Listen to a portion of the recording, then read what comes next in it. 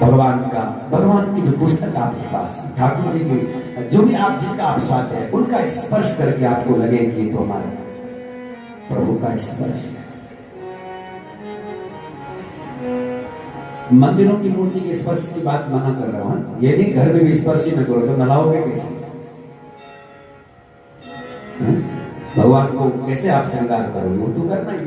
लेकिन मंदिरों में जो व्यवस्था है उसको हम कल भी मैंने कहा था कि वक्त वो है जो किसी प्रकार से मर्यादा का उल्लंघन नहीं करता, एक परंपरा का उल्लंघन नहीं करता, एक व्यवस्था का उल्लंघन नहीं करता, एक जो हमारे आपके लिए जो एक नियम बनाया है उसका उल्लंघन नहीं करता।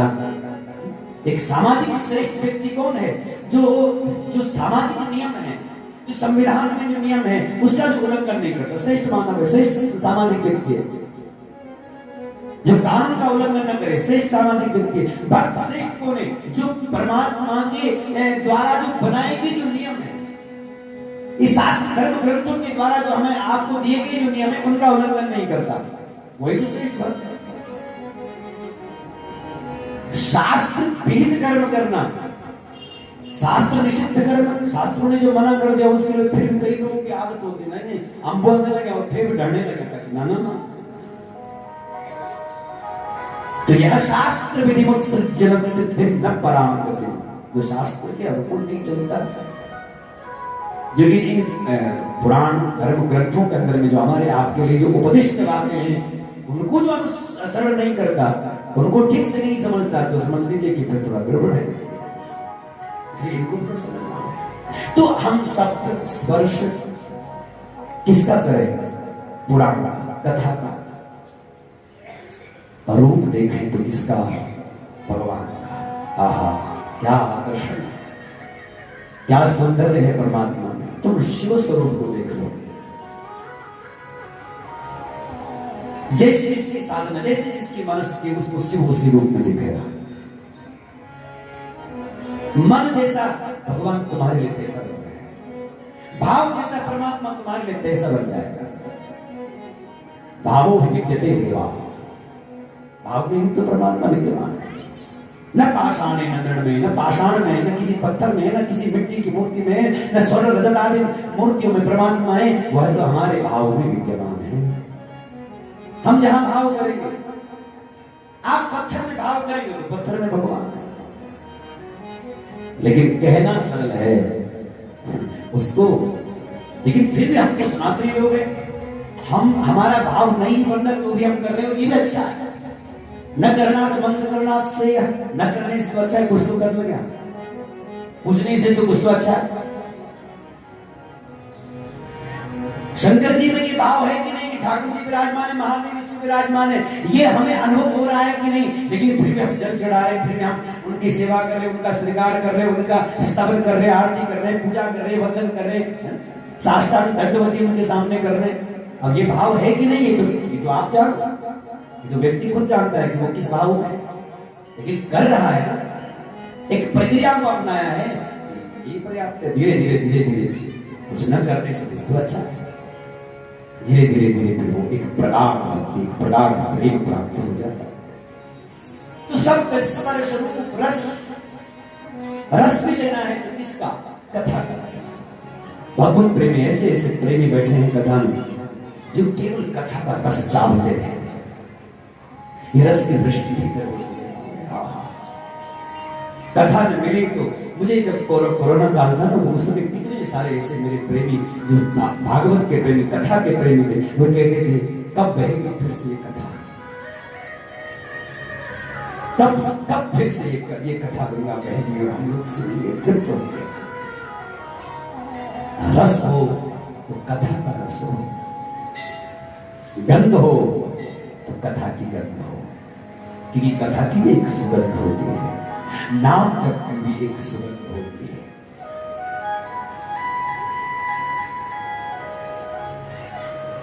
भगवत चरण कमलों का ध्यान करता हुआ जब साधक बैठता है तो भगवान के चरण कमलों की एक सुंदर सुगंध चलती है, क्योंकि कमल है ना चरण। मुझे शास्त्री जी यहाँ विराजमान है, भागवत के विषय में खूब अच्छे उनका बोध है। तो वहां भागवत में क्या आपके सामने कह रहा हूं, ये तो त्वदीय चरणाम्बुज, चरण रूपी चरण कमल जो है ना, उस अम्बुज की सुगंध, जब साधक बैठ करके भगवान के चरण कमलों का हृदय में अविच्छिन्न रूप से ध्यान करता है, तब उस समय उन चरण कमलों की सुगंध, उसके भीतर में उस चरण कमलों, उन चरण कमलों की सुगंध, मकरंद की जो सुगंध है व्याप्त हो जाती है हृदय पटल पर। और जब वो बोलने लगते हैं, जब वो बखान करने लगते हैं, जब उनके मुख से जो शब्द प्रस्फुटित होते हैं, तब वो शब्द के साथ साथ में वो चरण कमलों की सुगंध भी बाहर व्याप्त हो जाती है और सूंघने वाला सूंघ लेता है। लेकिन सूंघता किससे है? नासिका से नहीं, जिग्रंथि कर्ण विवरई, कर्ण विवरई। कहां से सूंघेगा वो? कर्ण रंध्र से उस सुगंध को सूंघता है। जिग्रंथि कर्ण विवरई। और ऐसा आत्मविभोर हो जाए, ऐसा उसका अनुभव करने लग जाए कि वो सुगंध फिर व्याप्त हमारे हृदय में भी होने लगी है। भगवान के चरण कमलों की सुगंध है। ये गंध हमें छुए, ये गंध हमें स्पर्श करे। तो ये हमें संसार की गंध हमें मारेगी नहीं, परमात्मा के नाम रूप की गंध, उनके चरण कमलों की गंध। रस हो तो कथा का रस हो, गंध हो तो भगवान के चरण कमलों की गंध हो, और रूप देखे तो भगवान का रूप देखे, शब्द सुने तो कथा का शब्द। बस हो गई। 5 विषयों की यात्रा मोड़नी है। इन 5 विषयों को जो संसार में कह रहे हैं, इनको मोड़ना है। लेकिन इसलिए मैं कह रहा था कि संसार में ये 5 विषय, ये पंच तन्मात्राएं हैं, ये 5 विषय रहेंगे ही, इन्हीं से संसार चल रहा है। पंच महाभूतों की पंच तन्मात्राएं हैं, और पंच तन्मात्राएं हैं, और इसके पश्चात में जो राजसिक अहंकार से इंद्रियां प्रकट होती हैं, और इंद्रियां प्रकट हुई हैं, आंख, कान, नाक, हाथ, पांव, उपस्थित इंद्रियां आदि, सब मन, बुद्धि, चित्त, अहंकार आदि, ये सब प्रकट हुए। 10 इंद्रियां प्रकट हुई, मन, बुद्धि, चित्त, अहंकार प्रकट हुए। और सात्विक अहंकार से क्या प्रकट हुआ? सात्विक अहंकार से इन इंद्रियों के अधिपति देव प्रकट। प्रत्येक इंद्रियों के अलग अलग देवता। आंख के देवता है सूर्य, कान के दिक देवता है दिशाहीन से देवता है, नासिका के देवता है अश्विनी कुमार, हमारे मुख के देवता है अग्नि, अग्नि इसके देवता, हाथ के देवता है इंद्र, पांव के देवता है नारायण, उपस्थित इंद्रियों के देवता है यम और प्रजापति, मन के देवता है चंद्रमा, बुद्धि के देवता है ब्रह्मा, चित्त के देवता है नारायण, अहंकार का देवता है भगवान शिव, बुद्धि।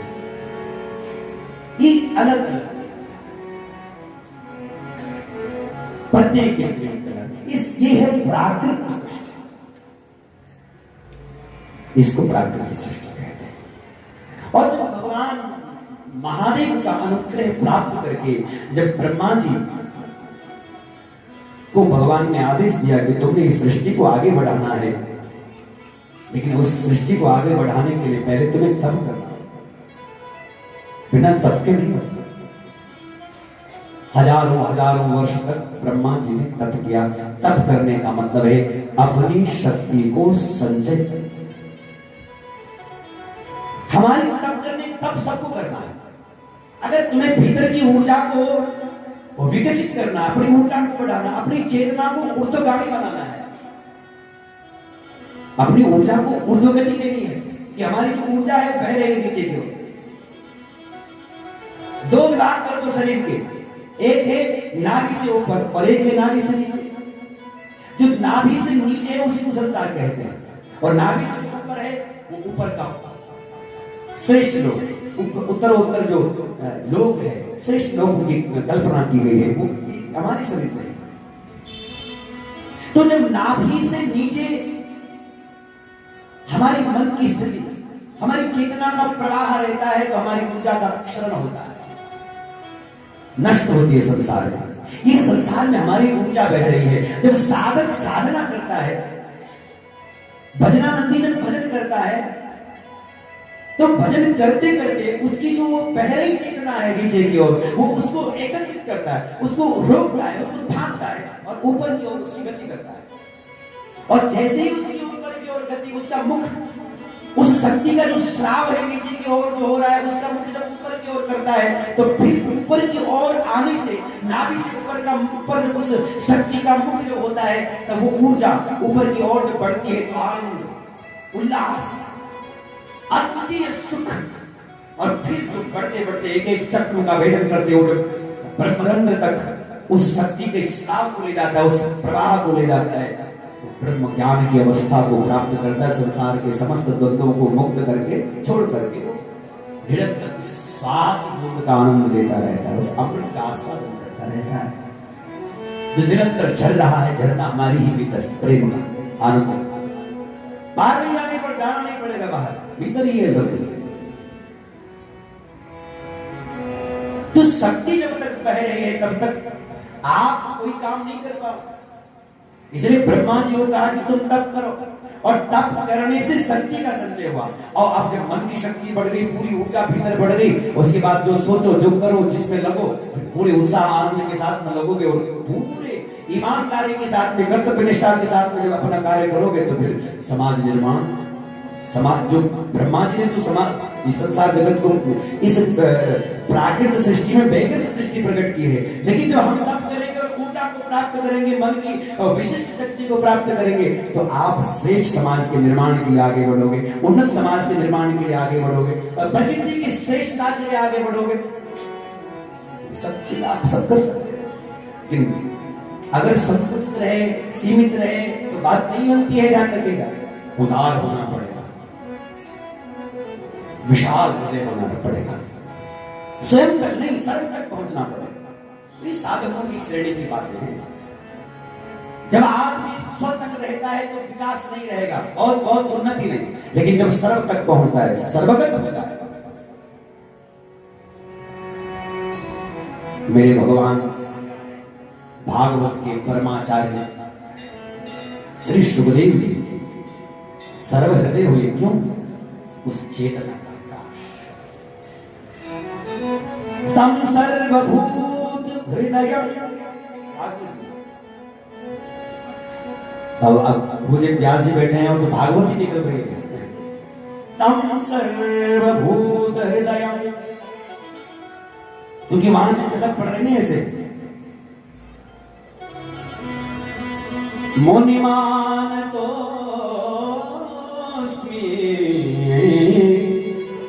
तम सर्वभूत हृदय, सर्वभूत हृदय हो गए। और मैं तो कथाओं में कई बार कहता हूं, गुरु कौन है? जो सर्वभूत हृदय हो गया है, सबकी चेतना को स्पर्श करता है, सबके दिल को छू लेता है, सबको भारी लगता है। गुरु तो बहुत अच्छा, उनके द्वारा प्रदत्त ज्ञान जो है, उनके द्वारा दिया जा रहा जो प्रसाद है, जो विशुद्ध वैदिक परंपरा का जो प्रवाह करते हैं, सबको भाता है। उनकी व्याख्या, उनका चिंतन, उनका मनन, उनका जो आचरण है, उनकी जो करनी है, उनकी रहनी सहनी जो कुछ भी है, उनकी क्रियाकलाप, वो सबको भाते हैं। बहुत अच्छा। वो पक्ष वाले हो चाहे विपक्ष वाले हो, चेले हो चाहे नहीं हो, क्योंकि भागवतकार का सूत्र ही है ना। क्या श्री महाराज सुखदेव जी सर्वभूत हृदय है। भागवत का गुरु वही हो सकता है जो सर्वभूत है, सबको भाए, सबके मन को भाए। तम सर्वभूत हृदय मुनिमान तो ब्रह्मा जी ने तप किया, अपनी चेतना को एकत्रित करके, अपनी चेतना को ऊर्ध्वगामी बना करके, फिर वो भगवान शिव का अनुग्रह प्राप्त करके निरभिमानिता के साथ में संसार जगत के सृजन में अपना योगदान देता। ये है अवैकृत सृष्टि, जो जीव सृष्टि हुई है, वैकृत सृष्टि। ब्रह्मा जी को ये कार्य मिला और भगवान नारायण को कार्य मिला कि तुम इस संसार जगत को का पालन करोगे, लेकिन इसके लिए भी तुम्हें क्या करना पड़ेगा? तप करना पड़ेगा। तो भगवान नारायण भी तप में लग गए। ये तप करते हैं तो, और अनेक प्रकार से अपने आप को शक्ति संपन्न बनाने के बाद में भगवान महादेव प्रसन्न होकर के कहते हैं, हे हरि, तुम में और मुझ में कोई भेद नहीं है। जो मैं हूं वही तुम हो, और जो तुम हो वो ही मैं हूं। संसार में जो लोग मेरे भक्त हैं और हरि को न मानने वाले हैं, तो वो मुझे कभी नहीं माने। रुद्र भक्तो नरो यस्तु तव निंदा करिष्यति तस्य पुण्यं च निखिलं, तस्य पुण्यं च निखिलं धृतं भस्म भविष्यति, धृतं भस्म भविष्यति। तत्क्षण उनके सारे पुण्य नष्ट हो जाए। जो भगवान महादेव कहते मेरे भक्त हैं और भगवान नारायण की निंदा करने वाले हैं, भगवान शिव में और हरि में भेद करने वाले। अरे भाई, दोनों एक ही नाम से अलग है। जो शिव है वही राम है, और जो राम है वही शिव है, कोई भेद नहीं। भगवान राम भी तो यही कहते हैं, शिवद्रोही मम दास कहा, शिवद्रोही मम शिवद्रोही मम दास कहा, शिवद्रोही मम सोनर सपने मोरी न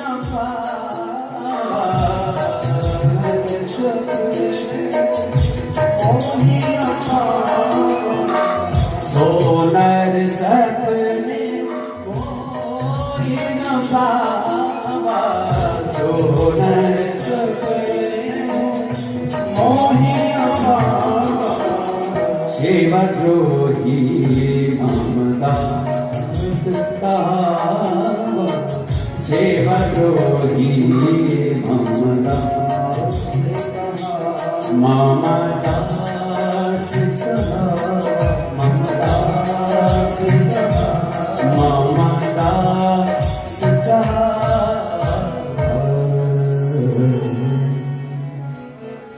शिवद्रोही भगवान शिव से तो द्वेष करने वाला हो गया? नहीं, कभी नहीं हो सकता। तो भगवान शिव ने अभेदता बताई और उसके पश्चात भगवान ब्रह्मा जी और भगवान नारायण भगवान शिव की आराधना करते हैं, निरंतर उनके ध्यान में रहते हैं। देवर्षि नारद जी ने पूछा, प्रभु हे ब्रह्मा जी, इस संसार में दुख नाश का उपाय क्या है? कैसे दुखों का नाश? तो कह दिया, सेव्य सेव्य सदा देव शंकर सर्व दुःख, शंकर शम कल्याण करोति थी, तो कल्याण करने वाले देव हैं। तो निरंतर भगवान शिव की आराधना करते हैं तो उनके भीतर दुख रहते नहीं है। भगवान के चरण कमलों का जो ध्यान करते हैं उनके पास में तो चरण कमल ही भीतर रहेंगे, दुख रहेगा। और यदि तुम्हारे पास भगवान के ध्यान के बाद भी दुख है तो इसका मतलब थोड़ा सा चिंतन करने की आवश्यकता है। थोड़ा देखो, थोड़ा निरीक्षण करो, ध्यान सही हो रहा है? क्योंकि हृदय में दो में से एक ही चीज रह सकती है, क्या ये तो भगवान के सुख मूलक चरण रह सकते हैं, ये तो संसार के नाना प्रकार का ताप पीड़ा दुख रह सकता है। यदि भगवान के चरण आ गए हैं तो फिर दुख कैसे? क्योंकि भगवान के चरणों में तो सुख है, वो तो सुख मूलक है, आनंद देता है। इसलिए भगवान की जो सेवा करे, भगवान का जो स्मृत करे, उनकी आरती वंदन, उनका पूजन अर्चन जो भी आप जिस पद्धति से पूजा करें, ठाकुर जी की जैसी आप सेवा कर सकते। भगवान की पूजा करें तो बड़ी सावधानी के साथ में करें, बड़ी विनम्रता के साथ में करें, अपना किसी भी प्रकार, या लिखा जब पूजा करें तो कैसा भाव होना चाहिए? जानाम में धर्मम न चमे प्रवृत्ति यथा नियुक्तोऽस्मि तथा करोमि, यथा नियुक्तोऽस्मि तथा करोमि।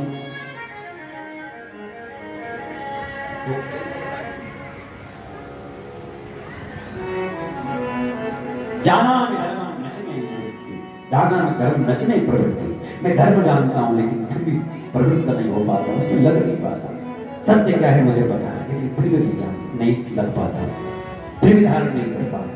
जानता हूं कि अधर्म है लेकिन फिर भी उससे छूट नहीं, जानता हूं कि झूठ है, कपट है, द्वेष है, मैं इसमें रह रहा हूं, फिर भी उससे छूटता। प्रभु मैं बहुत विनम्र सहज होकर के आपके चरणों में त्वया महादेव हृदय स्थितेन यथा नियुक्तोऽस्मि तथा करो। आप जैसा हमें निर्दिष्ट करेंगे, जैसा आप हमें मार्गदर्शन करेंगे प्रभु, जो मेरे लिए आपने विधान बनाया है मैं उसको स्वीकार करता हुआ आपके चरण शरण रह करके प्रभु आपकी आराधना में लग पाऊं, ऐसी मुझे बुद्धि दो, ऐसा मुझे बल दो, ऐसा सामर्थ्य है। भगवान की पूजा करें तो बड़ी सावधानी के साथ, पवित्रता के साथ, मन की पवित्रता के साथ। पूजा के बाद में भगवान का श्रृंगार, पूजा के बाद में फिर भगवान की आरती की व्यवस्था है। आरती क्यों करते हैं आप लोग? इसलिए करते हैं आप आरती करते हैं, जो हम जैसे हम अपने बच्चे को नहलाते हैं, माताएं नहलाया धुलाया श्रृंगार किया और उसके बाद में क्या लगा देती है? जरा सा काला टीका लगा देती है। क्यों? कि ताकि किसी की नजर न लगे। तो कुछ पर इसी प्रकार से आरती का विभाव है कि हमने भगवान का श्रृंगार किया, भगवान की पूजा की और उसके बाद में हम आरती उतारते, प्रभु आप बहुत सुंदर लग रहे हैं, आप में जो दुख है, आप में जो पीड़ा है, जो संसार के लोगों की आप पीड़ा लेते हैं, आप में किसी प्रकार की कोई अलाय बलाय हो तो प्रभु सब इस आरती में उतर जाए। और आरती में उतरे फिर उसके बाद हम क्या करते हैं? आरती लेते हैं। प्रभु ये हम में आ जाए। आरती लेते कि नहीं? भगवान को आरती दिखाने की व्यवस्था नहीं है, आरती हमें लेने की व्यवस्था है कि हम ले आरती, क्योंकि भगवान का आप दुख हमने उस आरती में उतार लिया है और आरती में उतारने के बाद फिर हम उसको खुद में लेते हैं। प्रभु आपका दुख हमने आ, ये भक्त का स्वभाव, ये भक्त की जो स्थिति है वो इसलिए आरती करता है। क्यों आरती करता है? कई लोग तो नाराज हो जाते हैं, तुम्हें तो भगवान को आरती दिखाई नहीं, देवता दिखाई नहीं, मार के तो नाराज है क्या? अरे भाई आरती का अर्थ सब समझ लो। आरती का मतलब है जिस भगवान की तुम आरती उतारे उनका आप, उनका दुख, उनकी पीड़ा सब आरती में आ गई और तब तुम उसको ले रहे हो। प्रभु यार सब दुख तुम्हारा मुझे मिले, क्योंकि प्रेमी है ना, प्रेमी अपने प्रियतम का सब दुख अपने में ले लेता है। जैसे गुरु अपने शिष्य का दुख अपने में ले लेता है, अपने शरीर में ले लेता। गुरु कहते कोई बात नहीं बेटा, तुम खुश हो उसकी पीड़ा को। और मैंने ऐसे महापुरुषों को देखा है अपने साधकों के, जब वो अनंत निष्ठावान साधकों को देखते हैं तो कहते हैं कि जा बेटा तेरा जो दुख है मैं ले लेता हूं। वो अपने आप बीमार हो जाते हैं, ऐसी अवस्था होती जब। लेकिन सत्य यही है कि साधक अनन्य हो, भक्त बिल्कुल समर्पित हो, और उसके बाद में तो आरती का एक प्रकार है, 1 बत्ती की, 3 बत्ती की, 5 बत्ती की, 7 बत्ती की आरती, कितनी बत्ती। लेकिन आरती करें तो कैसे घुमाएं? आप लोग सब आरती करते हैं कि नहीं करते? तो आरती करें तो कैसे घुमाएं? यहाँ किसी पुराण में बहुत सुंदर वर्णन किया गया। पहले जब आरती घुमाएं तो 4 बार चरणों में घुमाएं। कितने बार? भगवान के चरणों में कितनी बार घुमानी है आरती? 4 बार। पादयोश्च चतुर्वारम, 4 बार चरणों में आरती का घुमाना है। और द्विकृत्यो नाभि मंडले, नाभि के पास में 2 बार आरती भगवान ने, भगवान का स्वरूप सामने नाभि के पास में 2 बार हुआ, और भगवान के मुखमंडल के सामने एक कृत्वे मुखे सप्तकृत्वा सर्वांग एवच, सर्वांग एवच। भगवान के मुख के पास में आरती एक बार घुमानी, और फिर 7 बार पूरे शरीर के पूरे एक बार 7 बार में पूरी आरती, ऐसे आरती करें। ये आरती का प्रकार बता रहे आपको। और एक और व्यवस्था है कि जब आरती करें तो जैसे ओम नहीं लिखते, ओम तो उसको आरती करते हैं ओम लिखने का ऐसा बनाते हैं। आप जब पुजारी जी आरती करते हैं तो कितने बढ़िया से ओम को लिखना है आरती करना, इस तरह से आरती की व्यवस्था। भगवान की आरती करने के बाद में पुष्पांजलि, और पुष्पांजलि के बाद में फिर भगवान को प्रणामांजलि, दंडवती परिक्रमा, दंडवत हो जाना, प्रभु नाथ तवास्मि, भलो बुरो जैसो हो तुम्हारो, तुम बिनु कौन नहीं तू हमारो। क्योंकि जितना सरल रह करके भगवान को पाया जा सकता है, उतना अकड़ करके कभी पाया नहीं जा सकता। नवम सरल सबसन छल हीना, नवम भक्ति में जो रामचरितमानस में गोस्वामी जी गाते हैं, वो छलहीन होकर के सरल होकर के जो भगवान की आरती उतारी जाए, पूजा की जाए, और समर्पितता के साथ प्रभु हमारा क्या है, जो कुछ है सब तेरा। ये केवल आरती में गाने की बात नहीं है, इस सब इसको क्रियान्वित करना, इसको अपने जीवन में इसको धारण करना इसका। फिर भगवान को फूल, किस तरह से फूल चढ़ाए, फूल पूरा खिला हुआ हो, खुला हुआ हो, टूटा ना हो, इसका ध्यान रखा, टुकड़े ना हो, पूरा का पूरा फूल चढ़ाया हुआ, खुला हुआ हो, सुगंध बासी ना हो। तुलसी दल को आप 10 दिन तक धो करके चढ़ा सकते, अगर व्यवस्था नहीं है धो करके चढ़ा सकते। ऐसे बिल्व पत्र को भी आप धो करके भगवान को चढ़ा सकते। लेकिन अन्य जो भी फूल हैं, वो अगर माली के घर में है तो वो दूषित नहीं माने जाएंगे। माली के घर में 1 दिन बासी है, 2 दिन के, 3 दिन के, तो भी वो दूषित नहीं माने जाएंगे। लेकिन अपने घर में अगर 1 दिन के भी अगर वो बासी हो गए तो दूसरे दिन वो चढ़ाने के योग्य नहीं माने जाते। बासी पुष्प खुला हुआ, खिला हुआ, और इनको भी अगर छोड़ दे तो अपना मन रूपी पुष्प को भगवान को चढ़ाए, न बासी हो, न बंद हो, वो खिला हुआ हो, खुला हुआ हो, और सही संस्कार से सुगंधित हमारा आपका मन हो, तो भगवान को चढ़ा। और हमने सब चढ़ाया, हमने पता नहीं कहां से क्या फूल ला करके चढ़ाए भगवान को, लेकिन जो चढ़ाना था मन रूपी पुष्प वो नहीं चढ़ाया, वो रख दिया, वो संभाल लिया, वो संसार में लगा दिया। वो चढ़ाया है कहां? संसार के लिए। पत्र चढ़ाए तो हमारा चित्त रूपी पत्र भगवान को चढ़ाए। पत्रम पुष्पम फलम, फल क्या? आप बाहर से ला करके फल चढ़ाते वो अच्छा है, लेकिन साथ में एक फल और चढ़ाइएगा इसके साथ साथ। कौन सा? अपने धर्म का, अपने कर्म का, अपना स्वाध्याय, भजन, जप, तप जो करते हो, और उसका जो तुम्हारे को पुण्य मिलता है, उस पुण्य को भी कह दो नाथ तवास, ये तुम्हारा है, आपका है, भगवान को समझ। आपको जो श्रेय का फल मिल रहा है उस फल को भगवान को समझ। यही तो फल है ठाकुर जी को चढ़ाने का। और जब तुम भगवान को अपने द्वारा किया गया जो फल है, जो साधना का फल है, तपस्या प्रदानी का जो फल है, वो जब तुम परमात्मा को चढ़ाते हैं, फिर भगवान उसके बाद जो देते हैं वो तो तुम कल्पना भी नहीं कर सकते। क्योंकि हम तो बहुत कितना, हमारी बुद्धि हम कितना मान सकते, कितना सोच सकते, लेकिन जब वो देंगे अपनी इच्छा से, अपनी मर्जी से देंगे, तो वो तो इतना देंगे कि जो हमारी कल्पना से बढ़ेगा। और फिर उसके बाद में पत्रम पुष्पम फल, और चौथी चीज क्या है? जल। अगर भगवान को चढ़ाना है तो जल चढ़ाना। कौन सा जल अच्छा है?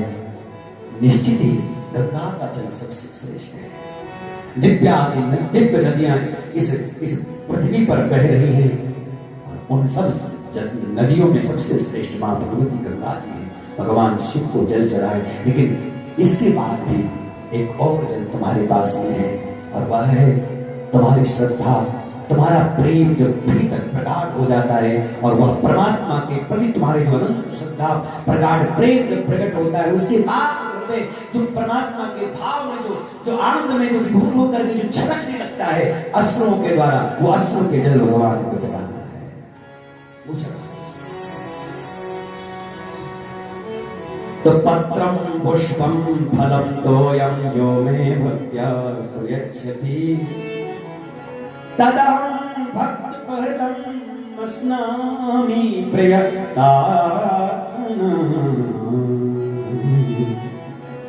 फिर भगवान के अभिषेक की बात करें। अभिषेक कैसे करते हैं? और भगवान शिव के अभिषेक में जिस प्रकार से भी आप अभिषेक करेंगे, वो निश्चित ही आपका कल्याण करने वाला है। आप घृत से अभिषेक करेंगे। घृतधारा शिवे कार्या यावन मंत्र सहस्रगम तदावं सस्य विस्तारो छायते नात्र संशय। जो घृतधारा से भगवान शिव का अभिषेक करता है, उसके वंश की वृद्धि होती है। संतानोत्पत्ति के लिए संतान की कामना करने वालों को भगवान शिव का घृत से अभिषेक करना है। दुग्धधारा से अभिषेक करना यश कीर्ति के लिए। और बुद्धि में जो अगर जड़ता है, अज्ञान है, उसके निवारण के लिए अगर आपको उपाय करना, कैसे अभिषेक करना है, तो उसके लिए कहते हैं शर्करा मिश्रिता तत्र यदा बुद्धि जड़ो भवे। तो शक्कर से भगवान शिव का अभिषेक करें। भगवान का सुंदर भगवान का जो अभिषेक की व्यवस्था है उसको करें। शत्रुओं के नाश के लिए हमारे भीतर कई प्रकार के शत्रु, काम क्रोध लोभ मोह मद मत्सरता अहंता ममता राग द्वेष, पता नहीं क्या क्या। बाहर की शत्रु नहीं मानना। सबसे खतरनाक शत्रु तो हमारे भीतर के शत्रु है ना। और हम बाहर के शत्रुओं को बहुत महत्व देते हैं, भीतर के शत्रुओं को देखते ही नहीं कि ये तो हमें कितना खोखला करते जा रहे हैं, लूटते जा रहे हैं। भीतर के शत्रु, और लोग बाहर के शत्रुओं से सावधान है, लेकिन भीतर के शत्रुओं से सावधान नहीं। मन का रतन रख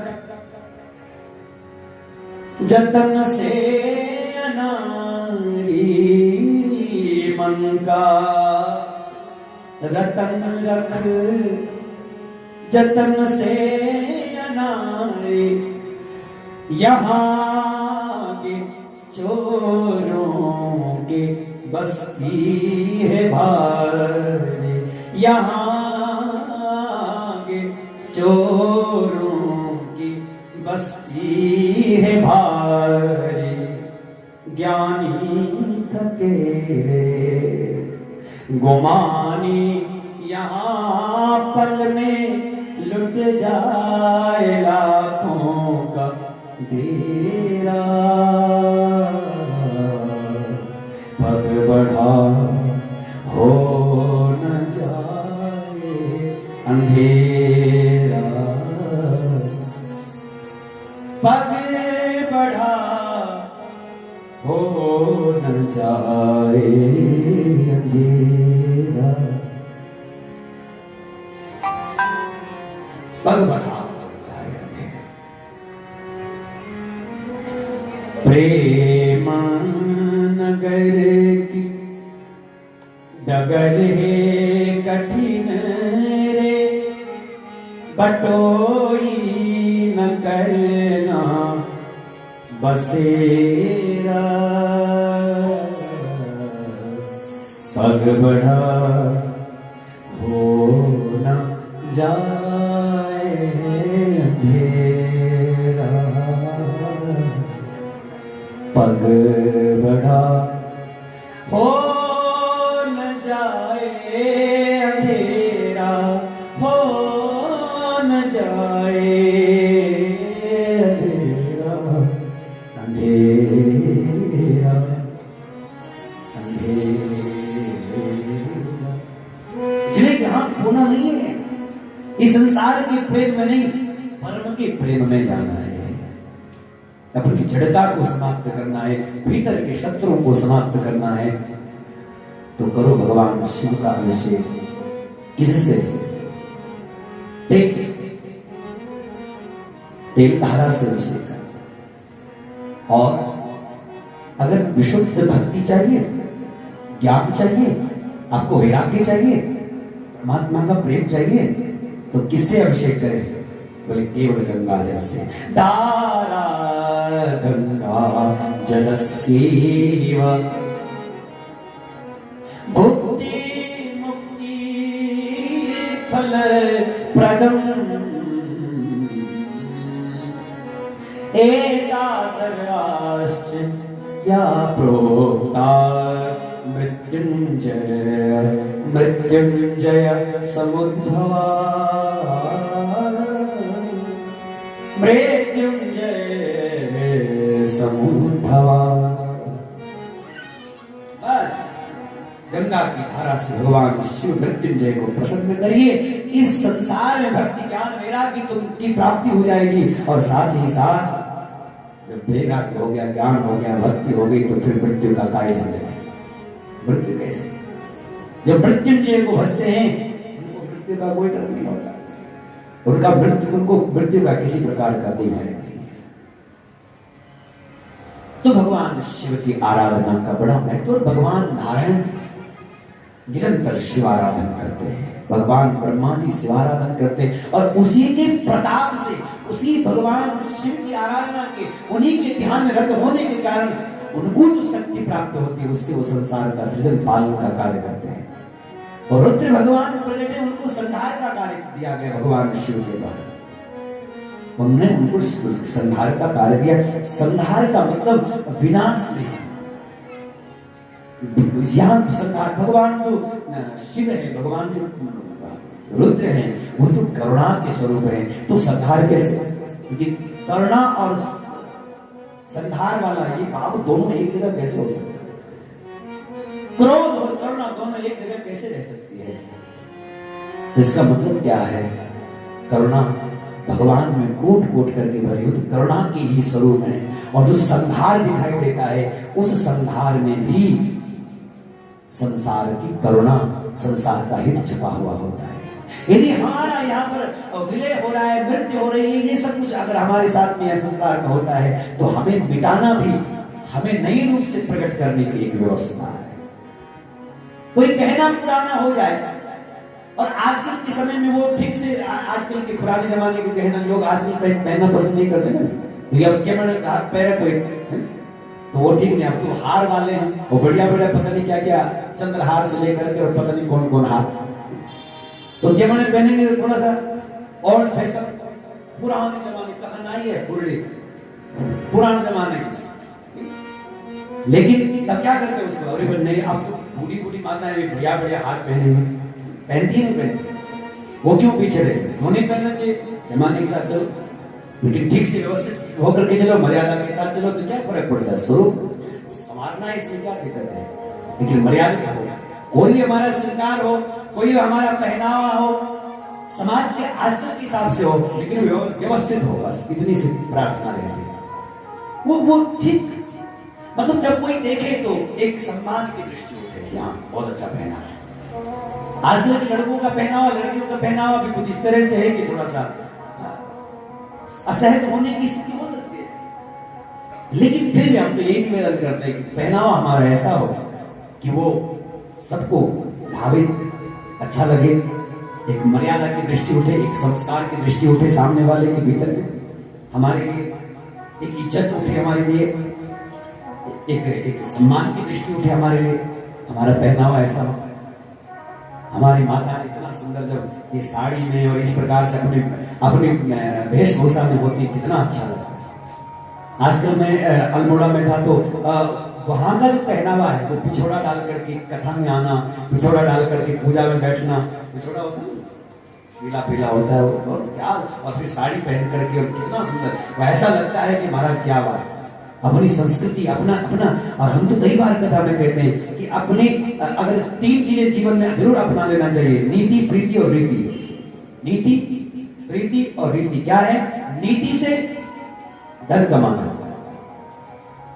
धन कमाना है तो नीति से कमाना है, और समाज में अगर रहना है तो रीति से रहो। अपने रीति रिवाज को कभी मत छोड़ो, अपने रिवाज को कभी मत छोड़ो। वो माता जी आपकी गुलाब की पवित्र क्या अच्छा पुराने जमाने,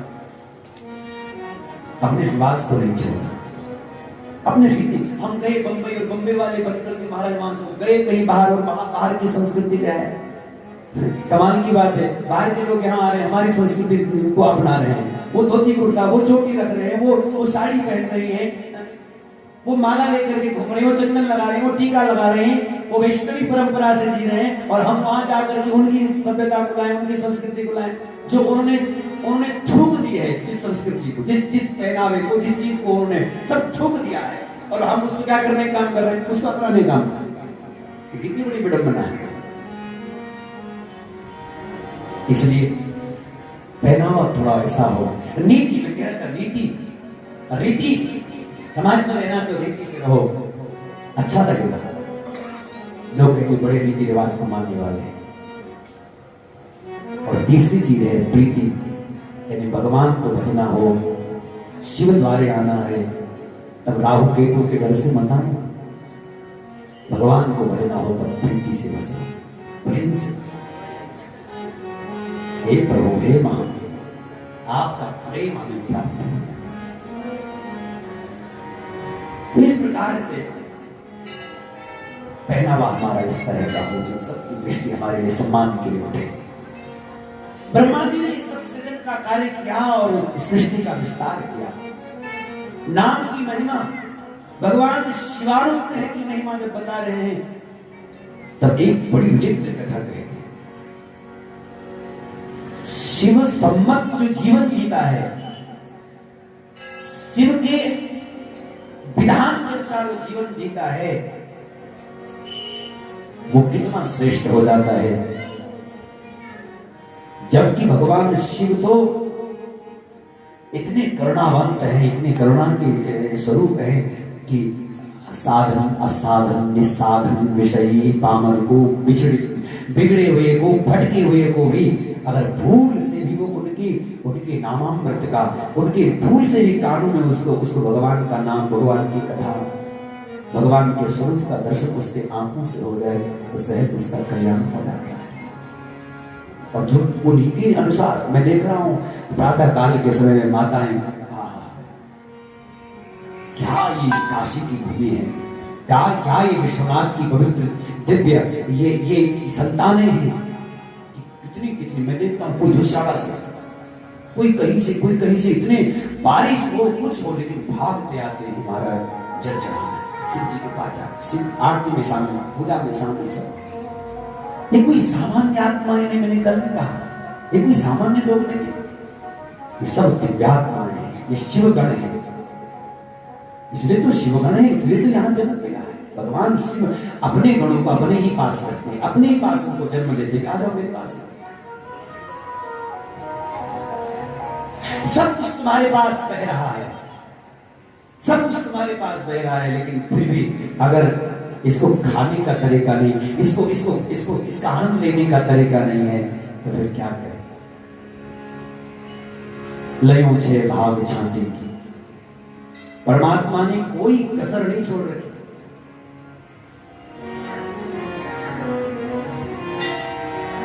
क्या उसकी कृपा कौन है, हमें यहां जन्म दे रखा है, जन्म नहीं कम से कम यहां रहने को दे रखा है।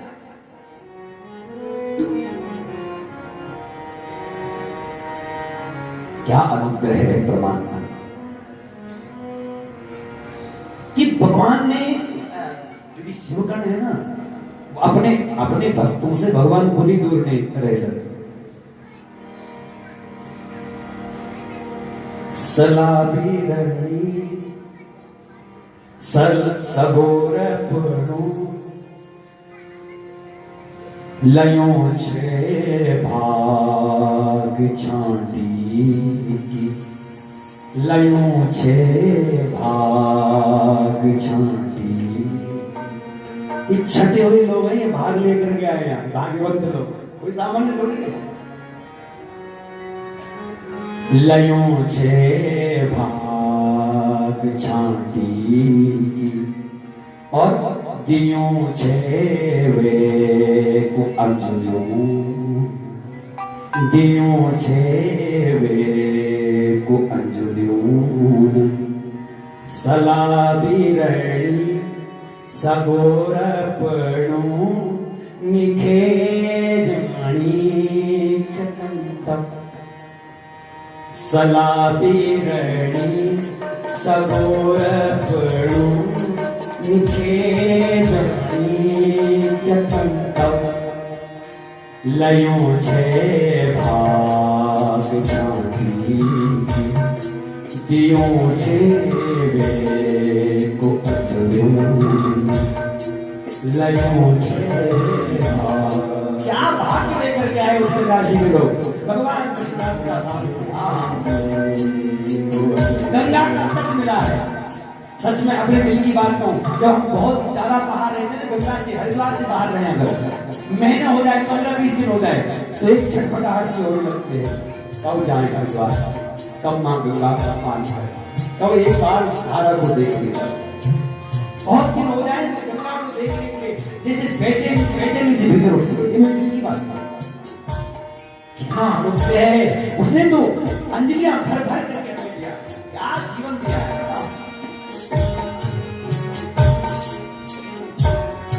लयों छे भाग छाती दियों छे वे को सलाबिरणी सगोर पणो निखे जानी चटंतम लयों छे भाग छाती ज्यादा नहीं बहुगा इतने में समझ लो बस कितने भाग्यशाली है। ये थोड़ा थोड़ा आपको थोड़ा जागृत करने के लिए ना कि अपनी पहाड़ी अपनी बोली भाषा क्या हमारे पुरी जी श्रद्धेपुरी जी विराजमान है। जब भी बात करते हैं मुझसे तो गढ़वाली में बात करते हैं, फोन पर बात करें ऐसे बात गढ़वाली में। और कितना अपनी गढ़ भाषा अपने गढ़ का गौरव अपनी भाषा अपनी बोली हम सब भूल लगे। पौड़ी बातों में कहीं जाता हूं तब चाहे क्लास में ऑफिसर है लेकिन जब मिलते हैं गढ़वाली में बात करें कभी पूछो पाड़ी पाड़ी मत बोलो जी देहरादून वाला।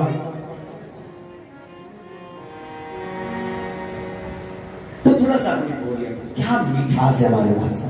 देखो कितनी प्यारी बोली है हमारी। सलाह दूसरों की पता नहीं लोग क्या क्या सलाह देंगे लेकिन तो शोर तो आप दो क्या लेना है क्या लेना नहीं। सगोर का पुरुष सलाबिरणी सगोर पणो निखे जानी चटंतम लयों छे भाग छाती की। तो उसने क्या कुछ कमी छोड़ रखी है। अरे मानव बनाया कम है और इस मानव बनकर के अगर इसमें जो पाना है वो नहीं पा पाए वो नहीं खा पाए तो फिर क्या किया केवल विषय वो। तो ऐसे भगवान शिव की महिमा नामामृत का पान कर एक था एक यज्ञदत्त नाम का ब्राह्मण था। यज्ञदत्त नाम का ब्राह्मण एक बेटा हुआ था नाम रखा उसका गुणनिधि लेकिन केवल 9 कोई गुणनिधि थे एक गुण थे देमा 9 थे 8 केवल बस। जैसे कई माता बोलती शांति और शांति दिखे नहीं अगल बगल कहीं भी।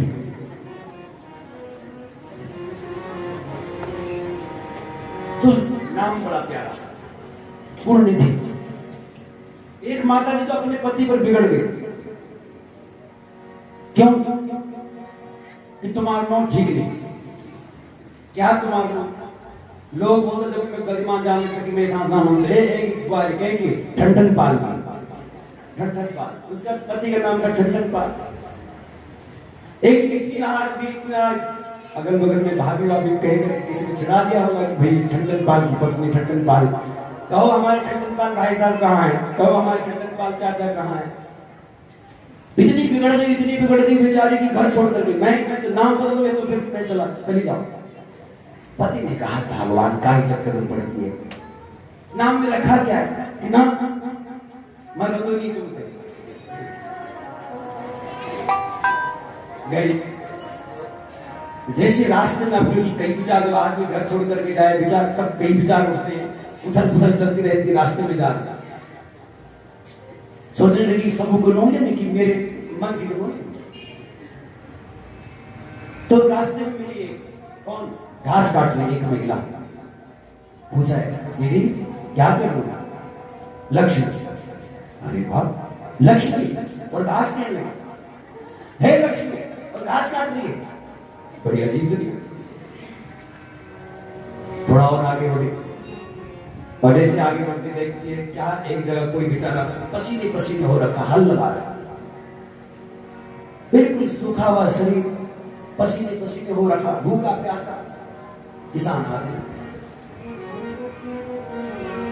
भाई साहब नाम क्या है, बोले धनपाल। धनपाल, धनपाल जी के हाल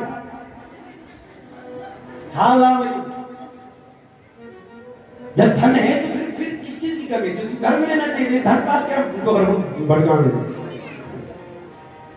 नाम क्या, धनपाल। इसके बाद में फिर क्या हुआ कि फिर आगे बढ़े, थोड़ा सा लगे कि कम से कम मेरे पति ठंडन पाल है, ठीक है आदमी ठीक। लक्ष्य में घास कहने लगे, धनपाल हल चलने लगे, थोड़ा आगे बढ़े तभी एक अर्थी जा रही थी, राम नाम सत्य है, राम नाम सत्य। भाई साहब उम्र वाले भाग्यान क्या थे उन्होंने, और अमर सिंह, अमर सिंह मरी गई जे कुनो अमर, अरे अमर है तो अमर होना चाहिए था ना। घास काटे लक्ष्मी, हल जोते धनपाल, हल जोते धनपाल, वो अमर सिंह मर गए भले मेरे ठन ठन पाल। चल बात चक्कर बड़ी। तो कुछ लोग नाम का, वैसे नाम का बड़ा महत्व होता है, अच्छा सोच समझ करके नाम रखते हैं। क्या बढ़िया बढ़िया नाम होते थे पहले के समय। तो इसका नाम था गुणनिधि, केवल 9 ही थे, निधि कुछ न थे, ये गुणवान कुछ एकदम दुष्ट, नहीं संध्या नहीं दान नहीं व्रत नहीं किसी प्रकार का इसमें कोई सही, केवल गलत काम में लगा रहता। ये कहते ब्राह्मण विद्वान थे, बड़े आचार्य थे, बड़े पुरोहित थे, बड़े बड़े जगहों पर जाते थे, उनको फुर्सत ही नहीं। बेटा पढ़ रहा है, पत्नी के पूछते थे, हाँ पढ़ रहा है। यदा यदेवतां पृच्छे, यदा यदा यदा यदेवतां पृच्छे, अये गुणनिधि सुतः न दृश्यते मया गेहे कल्याणी विदधाते किम। यदा यदेव पृच्छे, जब जब पूछते थे, देवी गुणनिधि कहां है, वो क्या कर रहा है, तब तब कहती थी कि वो अभी गया, पढ़ करके गया अभी, और उसमें भी बोल रही हूं, और मां क्या कर रही है, उसके एब पर पर्दे डाल रहे हैं, उसकी बुराइयों पर पर्दे डाल रहे हैं। तदा तदेव सा भूयादिदानीं सबहिर्गत, इदानीं सबहिर्गत। अभी अभी गया, अभी गया, अभी तक यही पढ़ रहा था, किताब देखते थे बैठे होते, जैन किताब दिखी नहीं कभी।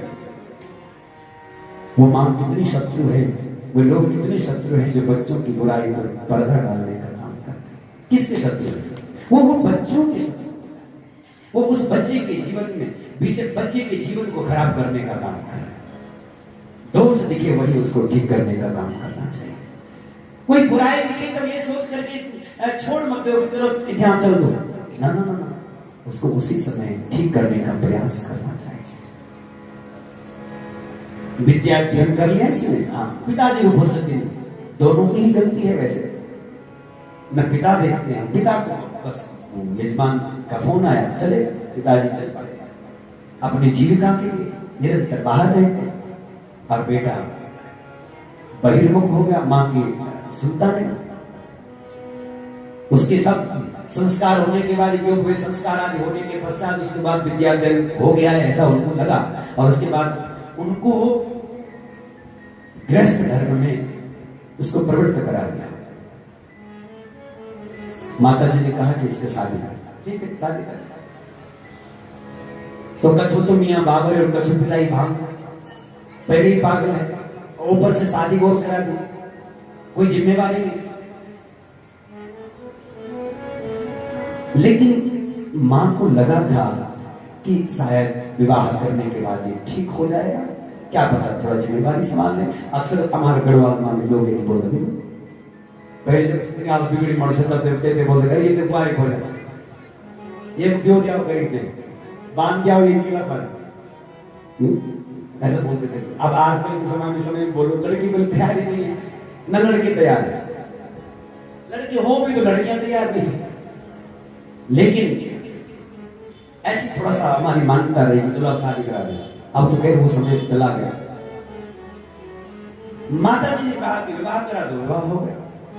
लेकिन फिर भी उसमें किसी प्रकार का परिवर्तन जब नहीं आया तो मां को चिंता हो गई। मां ने एक दिन उसको बिठाया, ठीक से तसल्ली से बिठा करके समझाया, बेटा ये तुम क्या कर रहे हो, ये जुआ, ये शराब, ये व्यभिचार, ये बाहर रात रात तक बाहर रहना, ये इस तरह से लड़ना झगड़ना, ये ब्राह्मण का कर्म नहीं है, ये कुलीन जनों का कर्म नहीं है। नहीं स्वाध्याय करते, नहीं संध्या, नहीं स्नान, कोई तप नहीं, कोई व्रत नहीं तुम्हारे में। बेटा ये तो सही नहीं है।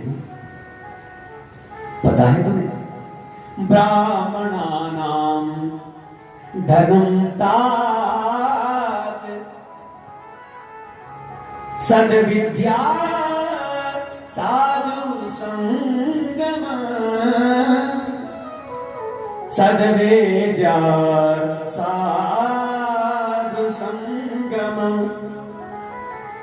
किमर्थं न करोसि त्वं सुरुचि प्रीत मानस प्रेत मानस।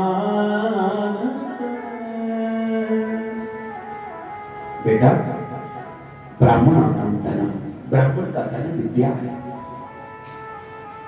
तो विद्या नहीं, और विद्या तो सबका धन है ना, सबसे बड़ा धन तो इस संसार में विद्या ही है। विद्या धनम सर्वधनम प्रदान, जैसे नीति की बातें आती है, जगह जगह लिखा है कि सबसे बड़ा धन विद्या है। जिसके पास विद्या नहीं है वो तो आंख होने पर भी वो तो अपना है। विद्या के साथ जो आज केवल पुस्तकीय ज्ञान है, इसके साथ साथ विद्या थोड़ा सा इसका बड़ा अर्थ समझना। विद्या का मतलब है जो विद्या तुम्हें हमें बंधन से मुक्त करती है। विद्या केवल संसार के वित्त के लिए हो, केवल भरण पोषणादि के लिए हो, अच्छा है, इसमें कोई दो राय नहीं है कि वो अच्छी नहीं है, ठीक है अच्छा है। लेकिन साथ साथ में वो विद्या हमारी अविद्या का हरण करने वाली हो, हमारे बंधन को खंडन करने वाली हो, क्योंकि विद्या वो है जो हमें मुक्त कर देती है। सा विद्या या विमुक्त है जो हमें मुक्त करती है, बहुबंधन से हमें पार करने का काम करती है। त्यक्त्वा दुर्वृत्त संसर्ग, बेटा ये दुष्ट जनों का संग, ये कुसंग करना, ये ऐसे जुआरी शराबियों का तुम संग करते हो ना बेटा, ये अच्छा नहीं है, इनको छोड़ो। देखो तुम्हारे पिता का कितना सम्मान है। मां आज सुकून लगी, जब सुकून दे तब जब थोड़ा से ध्यान रखने दे तब उसकी जितनी सारी बुराइयां उस पर पर्दा डालते रहे, पिता पूछते रहे कि कैसे सब ठीक चल रहा, हाँ ठीक, बहुत अच्छा, वो नंबर कैसे है, बहुत अच्छा। लेकिन कभी खुद इसको ठीक से उसी समय इसके परिष्करण का, इसको संस्कृत करने के लिए बीड़ा नहीं उठाया और बेचारा का जीवन खराब हो गया।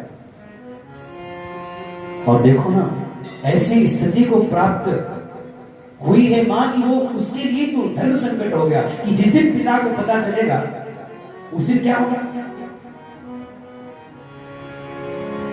तुम्हारे पिता का इतना सम्मान है, अगर तुम्हारे पिता के पुत्र इस तरह से नालायक हैं, ये जब राजाओं को पता चलेगा, जिन जिन राजाओं के यहाँ वो जाते हैं, तो वो हमारी आजीविका को बंद कर देंगे बेटा।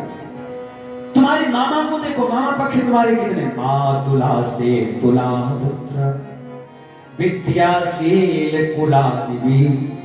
तुम्हारे मामा पक्ष कितने अच्छे, उनके बच्चे कितने श्रेष्ठ हैं। देखो मां कैसे बताते हैं, ये भी समझाने का एक है। और कल के तुम्हारे नाना लोग सुनेंगे तो कैसा क्या उनको लगेंगे, देखो ये हमारा बच्चा कैसे इस तरह से पतित हो गया। तुम्हारे ससुराल के लोग कितने कुलीन लोग हैं, अगर उनको पता चलेगा कि हमारा दामाद इस तरह से निकृष्ट कर्मों में लगा हुआ है, जुआ शराबादी में लगा हुआ है, तो फिर बताओ बेटा फिर क्या होगा। मां ने बहुत समझाया लेकिन उसके बाद समझ में आती नहीं थी। एक दिन ऐसा हुआ कि पिताजी यानी यज्ञदत्त नाम की ये आचार्य जी जब यात्रा करके जब पंडिताई से जब आ रहे थे, तो मार्ग में एक जगह थकान उतारने के लिए जरा सा बैठे, विश्राम किया, जरा मुख प्रक्षालन करने लगे, हाथ पांव धोने लगे। इतने में जिस जगह वो मुख प्रक्षालन कर रहे थे, हस्त प्रक्षालन आदि कर रहे थे, वहां पर कुछ क्या जुआरी बैठे हुए। उन जुआरी के हाथ से उनने पानी मांगा, जरा पानी देना तो, और जो पानी दे रहा था तो उनके हाथ में एक रत्न जड़ित अंगूठी को देखा, और रत्न जड़ित अंगूठी जो कि उनको मिली हुई थी राजा से, और ये इसके पास में कैसे, तेरे पास अंगूठी कैसे है। तो पहले तो मना करने लगा, बाद में जब थोड़ा सा डराया धमकाया पंडित जी ने, तो कहा कि अरे मुझ पर क्यों बिगड़ते हो, ये तो आपके ही बेटे ने जुए में हार करके मुझे दी है, मेरे बेटे ने मुझका खेलता। बोले महाराज आपको पता ही नहीं है, वो तो एक नंबर का जुआरी आज नहीं आया। अच्छा भाग्य था उसका, आप आगे साथ में नहीं तो अभी पिटता वापस। पिताजी की स्थिति क्या होगी जो अपने बच्चे के बारे में उन्होंने इस तरह से सुना। और कहा ऐसी तो कई चीजें हैं पड़ी हुई यहाँ, कितने सारी चीजें। लब्धा मुद्रा त्वदीयेन पुत्रेणेव समर्पिता मम मातुर्हि पूज्येद्युर् जित्वानि तो ये जुए में हमने सब जीती हो, कई सब चीजें सब, न केवलम ममे वेदत अंगुलीयम समर्पितम अन्येषां द्यूतकर्तॄणां भूरितेनार्पितम वसु। अन्य और जो द्यूत करता है, जो जुआ खेलने वाले, उनके पास बहुत सारी चीजें उसकी। ओहो, उसका मतलब एक नंबर का जुआरी बेटा बड़ा गर्व है। पंडित जी ने भूख गई, प्यास गई, थकान गई, और जैसे दौड़ते भागते घर में आए, पंडिताई के घर में आवाज लगाई आंगन से, कहां है, अंदर से आवाज लगाई, भवन में आए। अरे तो आना, तेरा वो दुष्ट गुणनिधि पुत्र कहां है।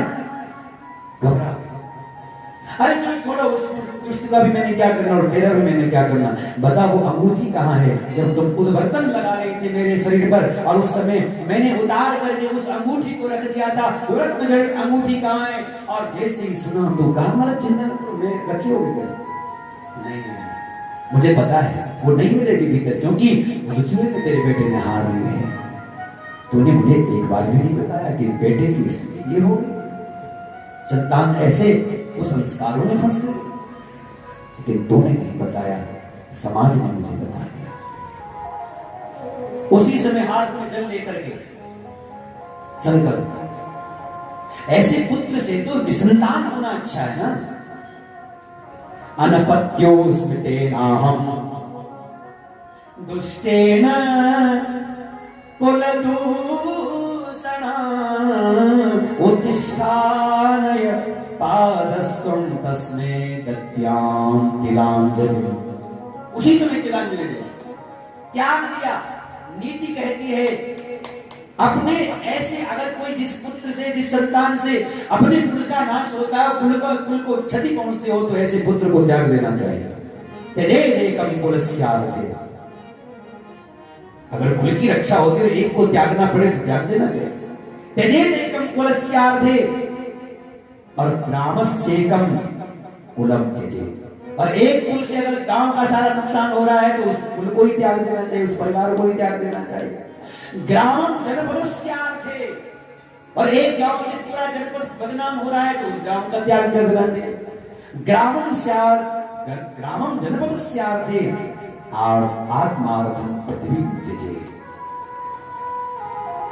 अपने आत्म सुख के लिए अगर पृथ्वी को त्यागना पड़े तो क्या, आत्मा आनंद के लिए अगर संसार भोग तुम्हें संसार के लोग तुम्हारे आत्म सुख के लिए, आत्मानंद के लिए, समाधि के लिए, भगवत भजन के लिए, चिंतन के लिए अगर ये बाधित हो रहे हैं, सबका परित्याग करके आप भजन कर सकते हैं।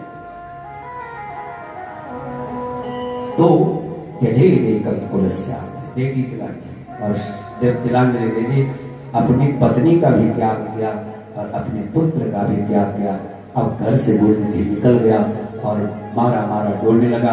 मार्ग में सोचने लगा मेरे पास तो कोई विद्या ही नहीं, धन कैसे मिलेगा, भोजन कैसे मिलेगा, क्योंकि विद्या हो तब न बात करें। कोई कला अपने पास नहीं, कोई योग्यता अपने पास नहीं। जब पढ़ने का समय था तब मैं बेकार की व्यर्थ की बातों में रहा, संसार के विषय भोगों की ओर प्रवृत्त रहा। लेकिन अब जब कुछ करना है तब अपने पास कुछ खाने की व्यवस्था। एक बार देवलोक से देवालय में पहुंच गया भटकता भटकता, और वहां इंतजार करने लगा कि कब यहाँ से पूजा करने वाले लोग बाहर निकले और इसमें से जो भगवान को प्रसाद चढ़ा हुआ है उस प्रसाद को पाकर के मैं अपनी क्षुधा को निवृत्त करूं। और जैसे ही उनको धोने के जाने का इंतजार कर रहा था, और जैसे ही रात्रि का समय, रात्रि के पहर में भगवान की शिव पूजा चल रही है और वो 4 पहर की पूजा जब ब्राह्मण देवता कर रहे हैं, श्रेष्ठ आचार्य भक्तजन कर रहे हैं, और उस समय जब अर्धरात्रि के 2 पहर की पूजा जब पूर्ण हो गई, और जब पूर्ण हो गई तो थोड़ा सा विश्राम के लिए जो लेटे, इतने में उसने सोचा कि अच्छा अवसर है, जो प्रसाद जो नैवेद्य जो भोग अंदर रखा हुआ है उसको उठा करके थोड़ा पागल के प्राणों को बचाओ। अंदर गया, दबे पांव चोरों की भांति अंदर जब जाता है, जैसे शिवालय में पहुंचता है, शिवालय में के निकट पहुंचते ही लेकिन जो नैवेद्य रखा था वो ठीक से दिखाई नहीं दे रहा, क्योंकि जो प्रकाश है, जो दीपक है, उसकी जो बत्ती है वो बहुत मंदी हो गई है, एकदम खत्म होने की स्थिति में है। उसी समय उसने विचार किया अगर मुझे प्रसाद इकट्ठा करना, ये भोजन की सामग्री इकट्ठी करनी तो मुझे प्रकाश करना पड़ेगा। इसलिए उसने क्या किया, अपने वस्त्र को फाड़ करके बत्ती बना करके उसने उसमें डाला तेल में, और जब प्रयुक्त किया तो आलोकित हो गया देवालय, और प्रसाद उठा करके जैसे ही भागने लगा था, कितने में तो से कौन है अरे चोर चोर मारो पीटो, और जैसे मारा पीटा एक क्षण के अंदर में वो वहीं अंधा हो गया, और अंधा हो गया बाहर निकल ही नहीं पाया। 1 महीने के अंदर में वहीं मृत्यु हो गई, और जैसे ही मृत्यु होगी तो यमराज के दूत उसको लेके जाने ही वाले थे कि उसी समय भगवान शिव के गढ़ वहां प्रकट हो गए। खबरदार इसको मत देना। बोले शंकर भगवान की हरे हरे। क्यों नहीं ले जाना? क्योंकि इसने देवालय में भगवान शिव के ऊपर में प्रकाश किया है, इसने दीप प्रज्वलित किया है। भले इसने चोरी करने की इरादे से आया था, लेकिन जो भी कुछ हो, लेकिन ये अब शिव कृपा का ये पात्र बन गया है, ये दंड का अधिकारी नहीं हुआ। यमराज के दूतों को वहां से हटा दो, नहीं तुम नहीं जाते, इसको नहीं जा सकते। यमराज के दूत बेचारे लौट करके वापस गए। यमराज से कहा कि महाराज हमें तो लाने नहीं दिया, तो क्यों गए वहां? तुम्हें पता होना चाहिए कि जो अगर शिवालय में हो वह कैसा भी पतित हो, और शिव निकट अगर वो है, भगवान शिवालय के पास में है, प्राण छूट जाए तो उसको नरक में नहीं लाना। जिसके मुख में शिव नाम हो, माथे पर भस्म हो और गले में रुद्राक्ष हो, और ऐसा व्यक्ति पतित हो, अभाव हो, लेकिन तब भी अगर मृत्यु काल के समय तुम्हें वहां प्रेरणा मिली है जाने की, तो उसको यहाँ मत लाना, क्योंकि वो यहाँ का अधिकारी, नरक का अधिकारी नहीं है, वो तो शिवधाम का अधिकारी हो जाता है। ये त्रिपुंड धरा लोके विभूत्या सितया गणा, ते सर्वे परिहर्तव्या नानेतव्या कदाचन। नानेतव्या, यहाँ उसको नहीं लाना, वो वही का, वो भगवान शिव का गण हो गया। क्या अद्भुत महिमा! भगवान शिव के धाम को, भगवान शिव की कृपा को प्राप्त करता, भगवान का दर्शन करता, अनुग्रह भगवान शिव का जो प्राप्त कर लिया, वो वहां भगवान के अनुग्रह से फिर उसको फिर दूसरा जन्म मिला कलिंग देश में। महाराज वो दम नाम का राजा बना, दम कलिंग देश में। और अरिंदम नाम के इसके पिता हैं, अरिंदम नाम के राजा का बेटा बनकर के, जैसे दम नाम का ये पुत्र बनकर के प्रकट हुआ, बचपन से ही शिव कृपा इस पर थी, शिव आराधना करता रहता था, शिव पूजा में इसका मन होता था। पिताजी ने इसको जब राजगद्दी पर बिठाया तब तो इसने एक घोषणा कर दी सबको। क्या किया? नान्यम धर्मम न जानाति दुर्दमो भूपतिर्दमः शिवालयेषु सर्वेषु शिवालयेषु सर्वेषु दीपदानाति द्विज दीपदानाति द्विज। केवल एक ही धर्म में जानता हूं, हर गांव में शिवालय होने चाहिए और हर शिवालय में दीपदान होना चाहिए। कोई भी शिवालय दीप उसके अंदर न हो, ऐसी व्यवस्था न हो। क्या कहेंगे? अपने राज्य सत्ता में आते ही क्या किया? प्रत्येक गांव के प्रधानों को बुलाया, क्षेत्र पंचायतों को बुलाया, जिला पंचायतों को बुलाया। यहां लिखा है इसमें ग्रामाधीशान समाहूय और सर्वांस विषय स्थितान इत्थमाज्ञापयामास दीपादिया शिवालय। सारे ग्राम प्रधानों को, ग्राम के प्रतिनिधियों को कह दिया, भैया ध्यान रखना, एक ही धर्म है, बस एक ही काम करना है सबने। शिवालय कोई भी दीप से शून्य नहीं हो, प्रकाश से शून्य कोई शिवालय नहीं होना चाहिए, सब में दीपदान होना चाहिए। और अगर ऐसा किसी ने नहीं किया तो उन सबको हम दंड देंगे, वो दंड देगा। क्या ऐसा इसने उस समय सारी इसकी जो दलित नगरी थी वो दीप से सांझ के समय में प्रकाशित होती, गांव गांव नगर नगर बस्ती बस्ती सब शिव के पुजारी बन गए। और उसके बाद में राजा का जब शरीर छूटा तो वो तो दिक्पाल पदवी को प्राप्त हो जाता, भगवान का शिव का अनुग्रह प्राप्त करके दिक्पाल दिशाओं का स्वामी बन जाता है। लेकिन इतने में रुका नहीं, मन में और अभिलाषा इच्छा भगवान शिव के प्रेम की थी और फिर तपस्या करनी। पद्मकल्प के अंदर में फिर से जब इसने तपस्या आरंभ की और तपस्या आरंभ की तो तपस्या करते करते हजारों वर्ष बीत गए। और यानी का यावत बभूव वर्षाणाम अयुतं शतम वर्षाणाम अयुतं, ये तो 10,000 वर्ष से भी ऊपर बढ़ करके इसमें तप किया, 10,000 वर्ष ऐसी निष्ठा से तप किया कि भगवान शिव जी को, भगवान महादेव को पार्वती के साथ में इसके सामने प्रकट होना पड़ा। और जैसे ही भगवान शिव पार्वती सामने प्रकट हुए, क्या आंख खुली तो उन्मील्य नयने यावत् सपश्यति तपोधनः, उन्मील्य आंख खुली तो इस तपोधन ने, इस तपस्वी ने क्या देखा? सामने भगवान महादेव साक्षात तेजस्वी तेजमान भगवान शिव पार्वती के स्वरूप को देखा। लेकिन देखते ही नीलग्रीव नीलकंठ भगवान महादेव का दर्शन करते हुए क्या दर्शन कर रहा है? प्रभु मैं कृतकृत्य हो गया हूं आपका दर्शन करके। लेकिन तब थोड़ी थोड़ी दृष्टि बगल में जो माता जी है उस पर जा रही है। ये माता, ये कौन है? ये इसने मुझसे ज्यादा तप किया क्या है? जरा सा थोड़ा सा ये ईर्ष्या का भाव, ऐसी वाली ईर्ष्या नहीं, कोई सांसारिक ईर्ष्या, बल्कि ये ईर्ष्या कि इसने मुझसे ज्यादा तप किया है, कि भगवान शिव का सानिध्य मिला है, यानी कि मैंने कम किया है, अभी मुझे और करना पड़ेगा ताकि भगवान शिव का ऐसे ही सानिध्य मुझे मिले।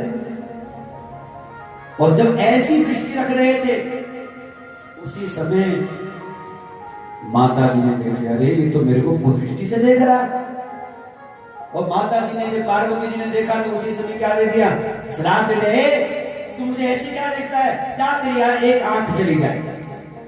भगवान शंकर कुछ कहते उससे पहले तो एक आंख चली गई बेचारे। भगवान शंकर ने समझाए, ए पार्वती तुम नहीं जानती, ये कोई साधारण नहीं। उमे त्वदीय पुत्रोयम, हे उमा ये तुम्हारे ही पुत्र है ना। उमे त्वदीयम पुत्रोयम न च क्रूरेण चक्षुषा, ये क्रूर दृष्टि से नहीं देख रहा है, ये तो ये कह रहा है कि इस माँ ने इस देवी की कौन इतनी तपस्या की, मैं तो इतने सालों से तप कर रहा हूँ, लेकिन मुझसे ज्यादा तप इसका है कि जो भगवान का सानिध्य इसको हमेशा अलग रूप से प्राप्त रहता है, ये मुझसे ज्यादा इसका। वो तो ये सोच रहा है कि मैं भी ऐसा तप करता कि भगवान शिव का निरंतर सानिध्य मिलता। तब माता जी को समझ, ओ ये बात है क्या, चलो कोई बात नहीं बेटा, तेरी दृष्टि थोड़ा सा कुदृष्टि के हिसाब से थी, मैंने ऐसा सोचा, तेरी दृष्टि तो ठीक थी लेकिन मुझे ऐसा लगा, इसलिए आज से तेरा नाम दुनिया में बेटा कुबेर हो जाएगा और तुम देवताओं का खजाना बन जाएगा, खजांची बन जाएगा, संपत्ति का सब मालिक तो ही होगा। क्या अद्भुत महिमा है, कहाँ ये गुण निधि और कहाँ दम नाम का वो परम भक्त शिव भक्त राजा, और उसके बाद में फिर दिक्पाल की पदवी, और उसके बाद में कुबेर। तो ये ऐसी महिमा है भगवान शिव। लेकिन भक्त है, साधक है, वो जितना सरल रहता है उतना वो भगवान के निकट रहता है। जैसे भगवान में आकर्षण होता है उसी प्रकार से भक्त में भी आकर्षण हो जाता है। और वह आकर्षण कैसे होता है, उसकी सरलता से, उसके अहंकार से नहीं कि वो भक्ति करता है अहंकार नहीं, वो ज्ञानी है तो अहंकार हो जाए और तब आकर्षण रहेगा, नहीं सरलता से। सब तो महंगी होंदी मासूमिया, सोने कांच लो बतेरे हुंदे।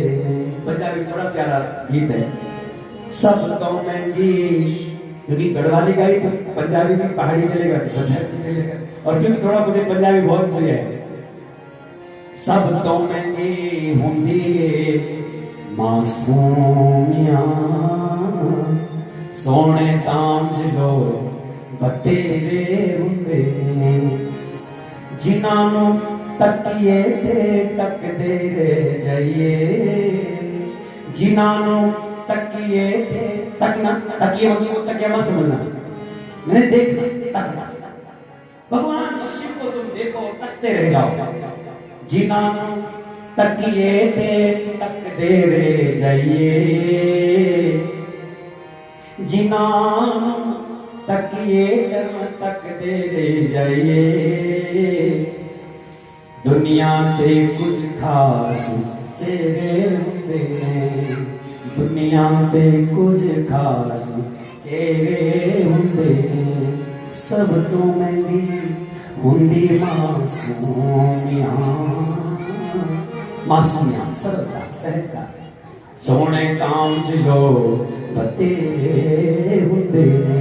सोने सुंदर तो बहुत है लेकिन सरलता नहीं है, गुण नहीं है तो उसकी कोई विशेषता नहीं। तो आप सब भगवान शिव के अनुग्रह को प्राप्त करो, भगवान शिव की दिव्य महिमा को सुन करके अपने जीवन को शिवमय बना पाए। मैं आप सबकी मंगल कामना करता, कल्याण की कामना करते हुए आज हमारे मध्य में श्रद्धेय व्यासदेव भगवान विराजमान हैं, और मैं वाणी को विराम देने से पूर्व आपसे निवेदन करूंगा कि आप भी 2 मिनट प्रसाद रूप से हम सबको आशीर्वाद देंगे और उसके बाद में फिर आरती करेंगे। जय गोपाल राधा कृष्ण गोविंद गोविंद, जय गोपाल राधा कृष्ण गोविंद गोविंद, जय गोपाल राधा कृष्ण गोविंद गोविंद, जय गोपाल कृष्ण गोविंद गोविंद, कृष्ण गोविंद गोविंद, कृष्ण गोविंद गोविंद, कृष्ण गोविंद गोविंद, कृष्ण गोविंद गोविंद, कृष्ण गोविंद गोविंद, कृष्ण गोविंद गोविंद, कृष्ण गोविंद गोविंद, कृष्ण गोविंद गोविंद, कृष्ण गोविंद गोविंद, कृष्ण गोविंद गोविंद, कृष्ण गोविंद गोविंद। जय गोपाल गोपाल गोपाल राधा कृष्ण गोविंद गोविंद, जय गोपाल राधा कृष्ण गोविंद गोविंद, कृष्ण गोविंद गोविंद, कृष्ण गोविंद गोविंद, कृष्ण गोविंद बोलिए भक्तवत्सल भगवान की, सच्चिदानंद भगवान की, शिव महापुराण की, काशी विश्वनाथ भगवान की। और एक बार फिर आप सबका धन्यवाद, इतनी दूर दूर से आप कथा सुनने के लिए आ रहे हैं, आप सबको प्रणाम। बोलिए शंकर भगवान की, हरे हरे महादेव।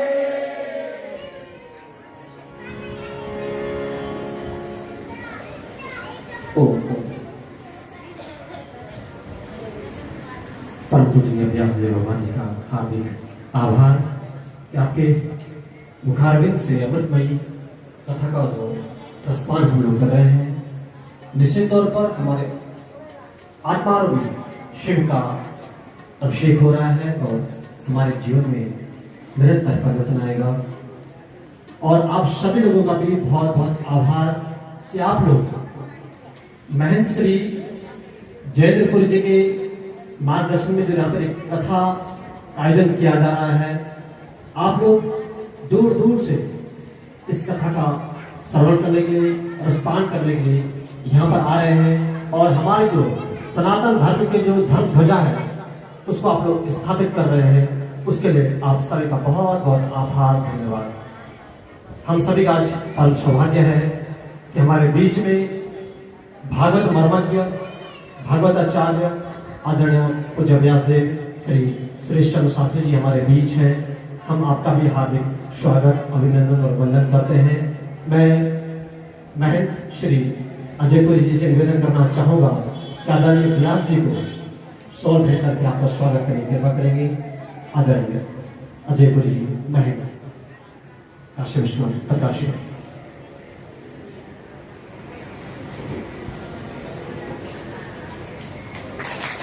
सभी लोग कर्तव्य से हमारे आदरणीय व्यास जी का स्वागत करेंगे और मैं निवेदन करना चाहूँगा आदरणीय व्यास से कि आप भी आशीर्वचन स्वरूप हमें आशीर्वाद प्रदान करने की कृपा करेंगे।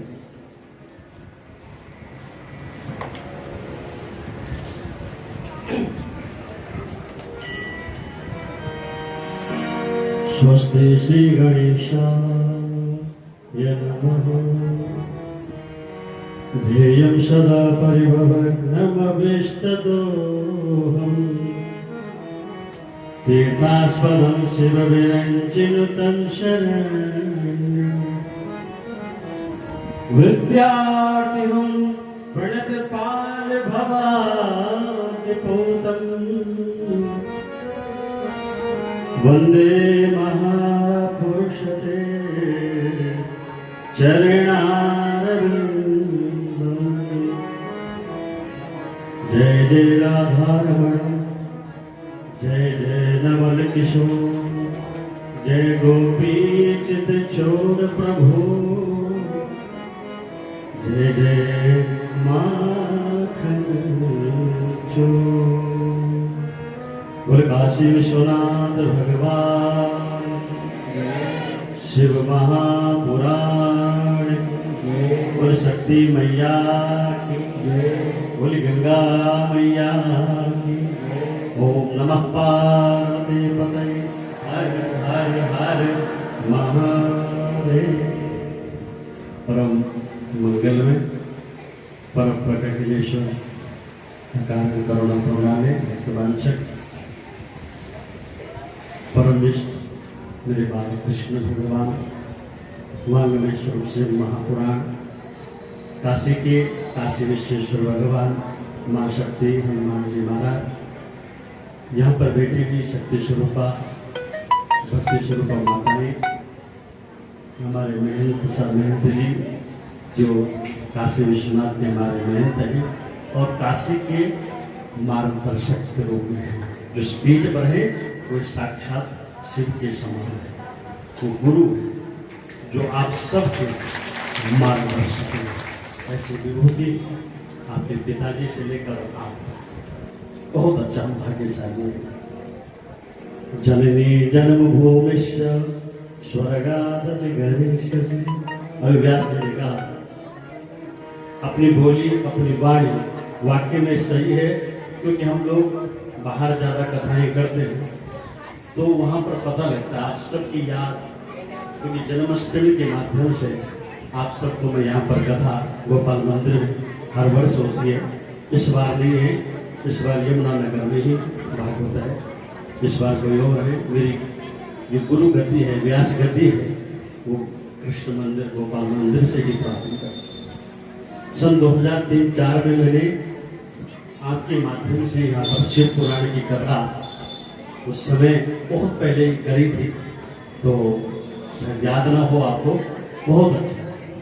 कहने का तो तात्पर्य माता ज़्यादा समय आपका न लूंगा, क्योंकि ये काशी है और काशी का विशेष ध्यान रखना। अभी व्यास जी ने कहा कि क्रियाकर्म कांड के बारे में बताएं। वाकई में शिव पुराण में सबसे पहले लिखा है कि इसकी पवित्रता कैसी होती है। कर्म कांड के बारे में बताया।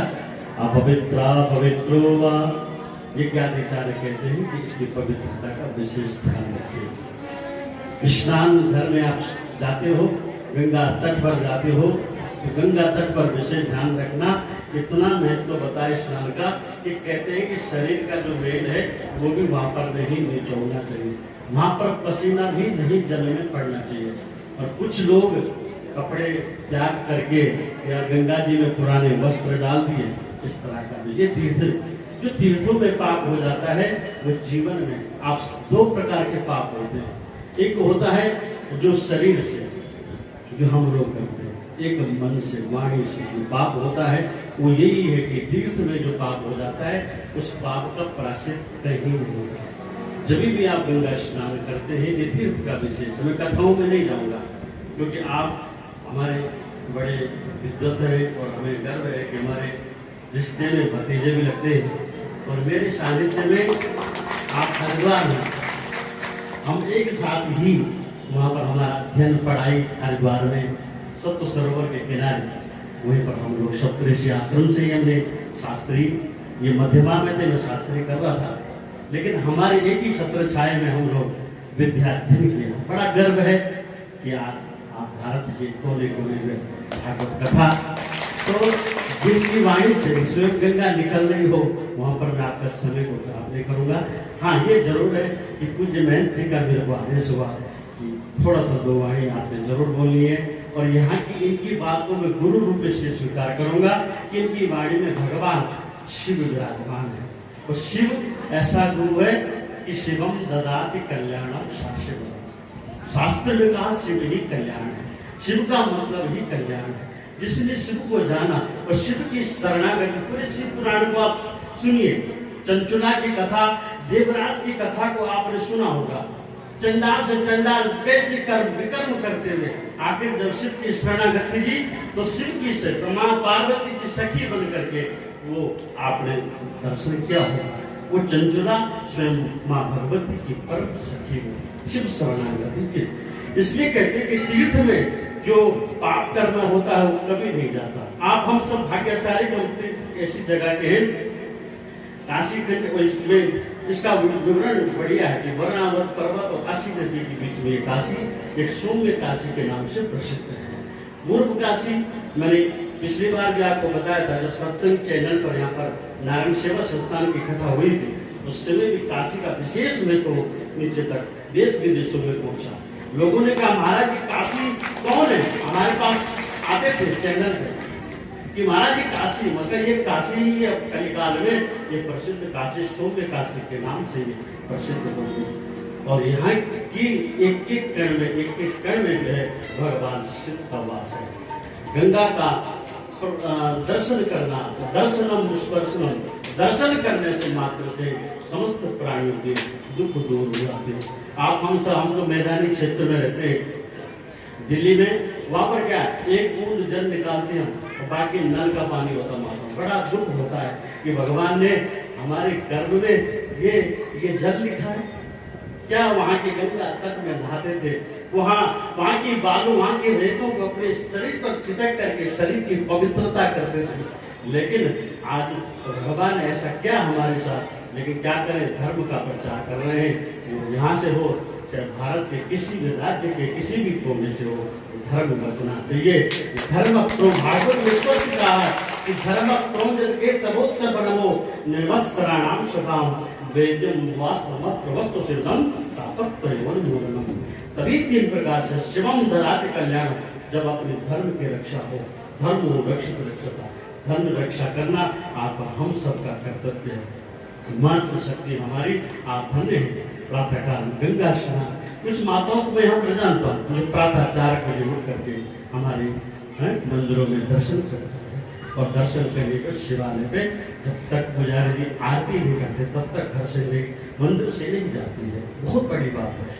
तो ऐसा ही पुण्य तीर्थ स्थान पर रह करके हमने अगर उसकी अपवित्रता बना के रखी तो ये हमारे दिव्य जीविका में प्रसाद धिक्कार है हमारे लिए। ऐसे धर्म क्षेत्र पर रह करके भी अगर हम पवित्रता का विशेष ध्यान रखना है।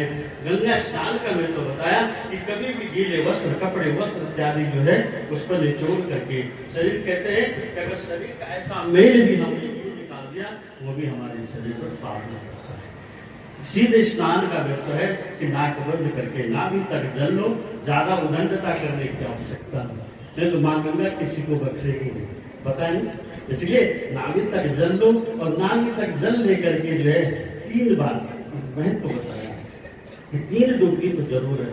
उसके बाद अपने पितरों के नाम की लगाओ, चाहे अपने परिवार के नाम की लगाओ, मिलेगा फल आपको। लेकिन 3 जो डुबकी स्नान का, ऐसे ही शरीर गीले शरीर होकर के गंगा इत्यादि तीर्थ जलों से स्नान करके आप बाहर आए, तब आपको तीर्थ का फल मिलेगा।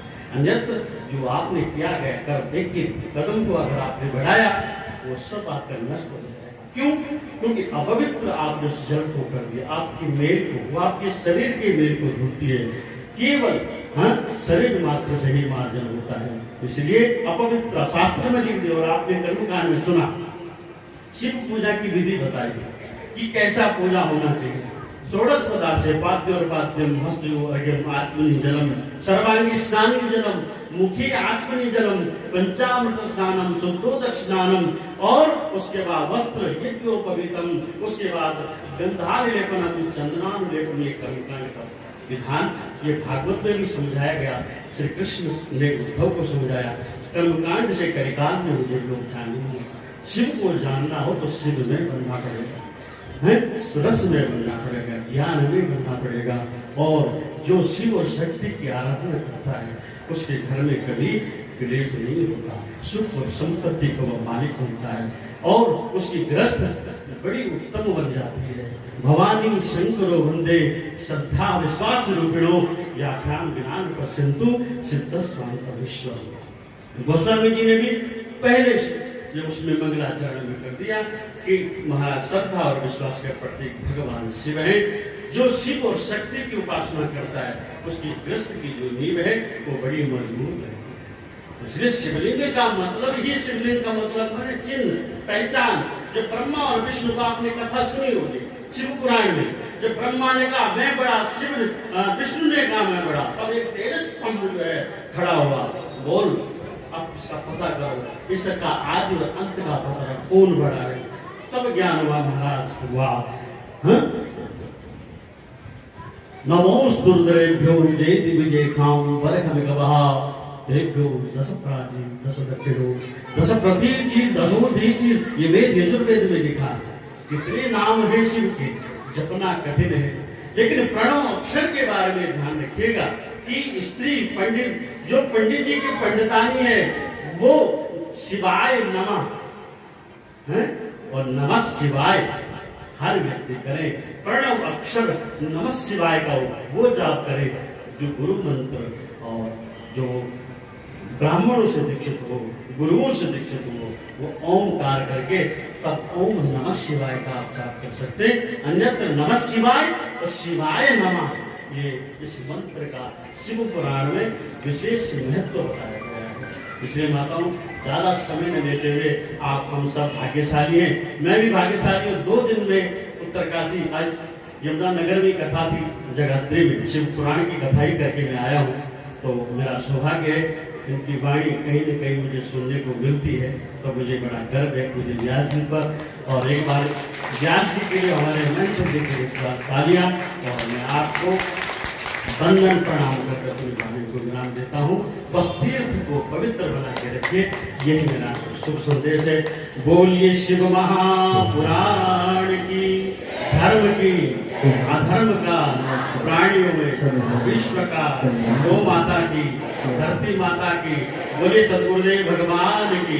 ओम नमः पार्वती पते, हर हर हर महादेव। धन्यवाद आदरणीय व्यासदेव जी, आपने हमें आशीर्वाद प्रदान किया, आपका बहुत बहुत धन्यवाद। आरती से पूर्व में यहाँ पर हमारे कुछ दानीदाता हैं जिन्होंने कि इस आयोजन में अपना अंशदान हमें प्रदान किया है। मैं उनका नाम जो लेना चाहूँगा। गुप्तदान में प्राप्त हुआ है 501 रुपये। श्री सुभाष चंद्र पुत्र श्री कृष्ण निवास गुरुमूर्ति के द्वारा हमें 1101 रुपये प्राप्त हुआ है। श्री रमेश खरोला जी कलेक्ट्रेट बराड़ 551 रुपये। श्री भगवती प्रसाद जुजोन 501 रुपये। श्री पितरी सिंह मटुड़ा बक्साली हाल उत्तरकाशी 1100 रुपये। श्री कीर्ति सिंह पवार ग्राम ढुंगाल गांव बक्साली हाल जोशियाड़ा 1100 रुपये। Shri Dharmendra Rao ji Rao footwear main market 1100 रुपये। श्रीमती किरण पवार जोशियाड़ा सेरा 1000 रुपये। श्री ब्रिजमोहन भट्ट हाल जोशियाड़ा 501 रुपये। समस्त कीर्तन मंडली कालेश्वर 511 रुपये। श्री फतेह सिंह नेगी जी जोशियाड़ा 501 रुपये। श्रीमती प्रभाती रोडोला देहरादून से 5000 रुपये हमें प्राप्त हुए हैं। श्री संजीव अरोड़ा रामलाल अरोड़ा जी के द्वारा 1100 रुपये। श्रीमती रजनी चौहान ज्ञानसू के द्वारा 1501 रुपये।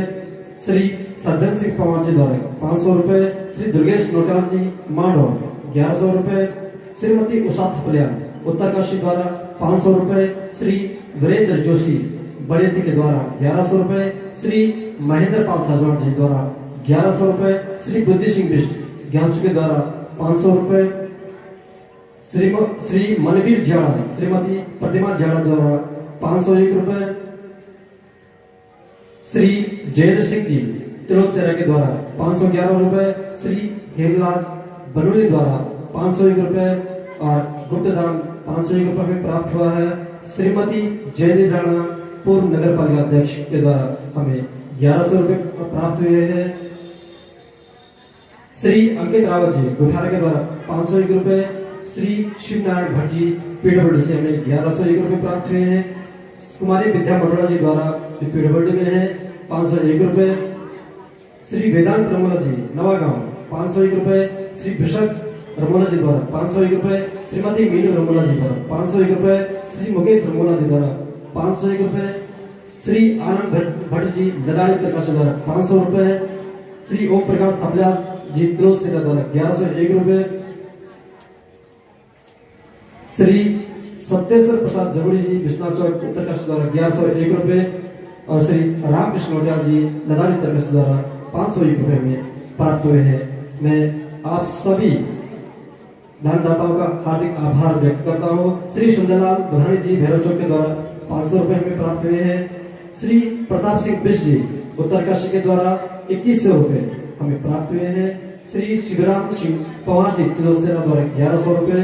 Shri doctor S D Saqlain जी द्वारा 500 रुपये और श्रीमती गायत्री भट्ट जी उत्तरकाशी के द्वारा 500 रुपये में प्राप्त हुए हैं। मैं आप सभी दानदाताओं का हार्दिक आभार व्यक्त करता हूँ और आप सभी लोगों को व्यासपीठ के माध्यम से काशी विश्वनाथ भगवान से मैं प्रार्थना करना चाहूंगा कि आप लोगों का धन का अन्न का मन का सबका भंडार भरा रहे। आप दिन दुनी रात चौबीस घंटे करें। बहुत बहुत धन्यवाद। और मैं यजमान परिवार से निवेदन करना चाहूंगा क्या आरती के लिए आप लोग आ जाए। आचार्य प्रभु जी आपसे निवेदन किया आरती का कार्यक्रम संपन्न कृपा करेंगे।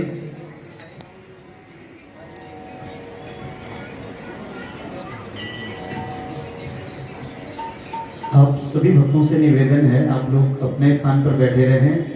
केवल प्रधान यजमान यज्ञ के और आज के जो पूजा के यजमान हैं वही आरती निवेदन करने के लिए आए। आप लोग अपने स्थान पर पुष्पांजलि के लिए उठ सकते हैं और अपने अपने स्थान पर बैठ करके आरती दर्शन करें।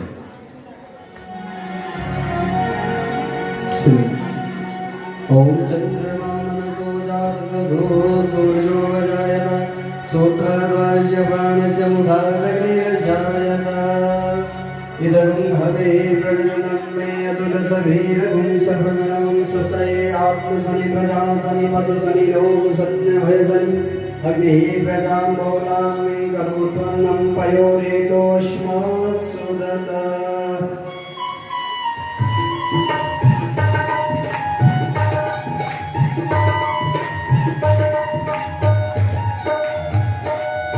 ॐ जय शिव ओंकारा भोले हरे शिव ओंकारा ब्रह्मा विष्णु सदा शिव भोले भोलेनाथ महाशिव अरे धामी धारा ओम हर हर हर हर महादेव एकानन चतुरानन पंचानन राजे भोले पंचानन राजे हंसासन गरुड़ासन शासन गरुड़ासन विश्ववाहन साधे ओम हर हर हर हर महादेव तो भुज चार चतुर्भुज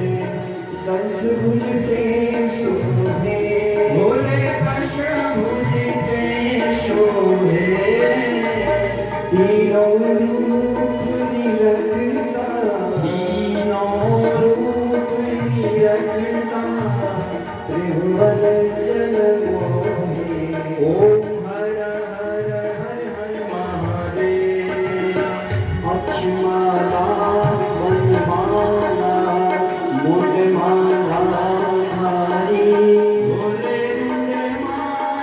मुंडमालाधारी चंदन मृगमद सोहे चंदन मृगमद सोहे महादेव शशिधारी ओम हर हर हर हर महादेव श्वेतांबर पीतांबर पादांबर यंगे भोले पादांबरियंगे शनकादिक ब्रह्मादिक शनिकादिक ब्रह्मादिक भूतादिक शुभे ओम हर हर हर हर महादेव कर्म श्रेष्ठ कारण चक्र त्रिशूले भरता भोले चक्र त्रिशूल धरता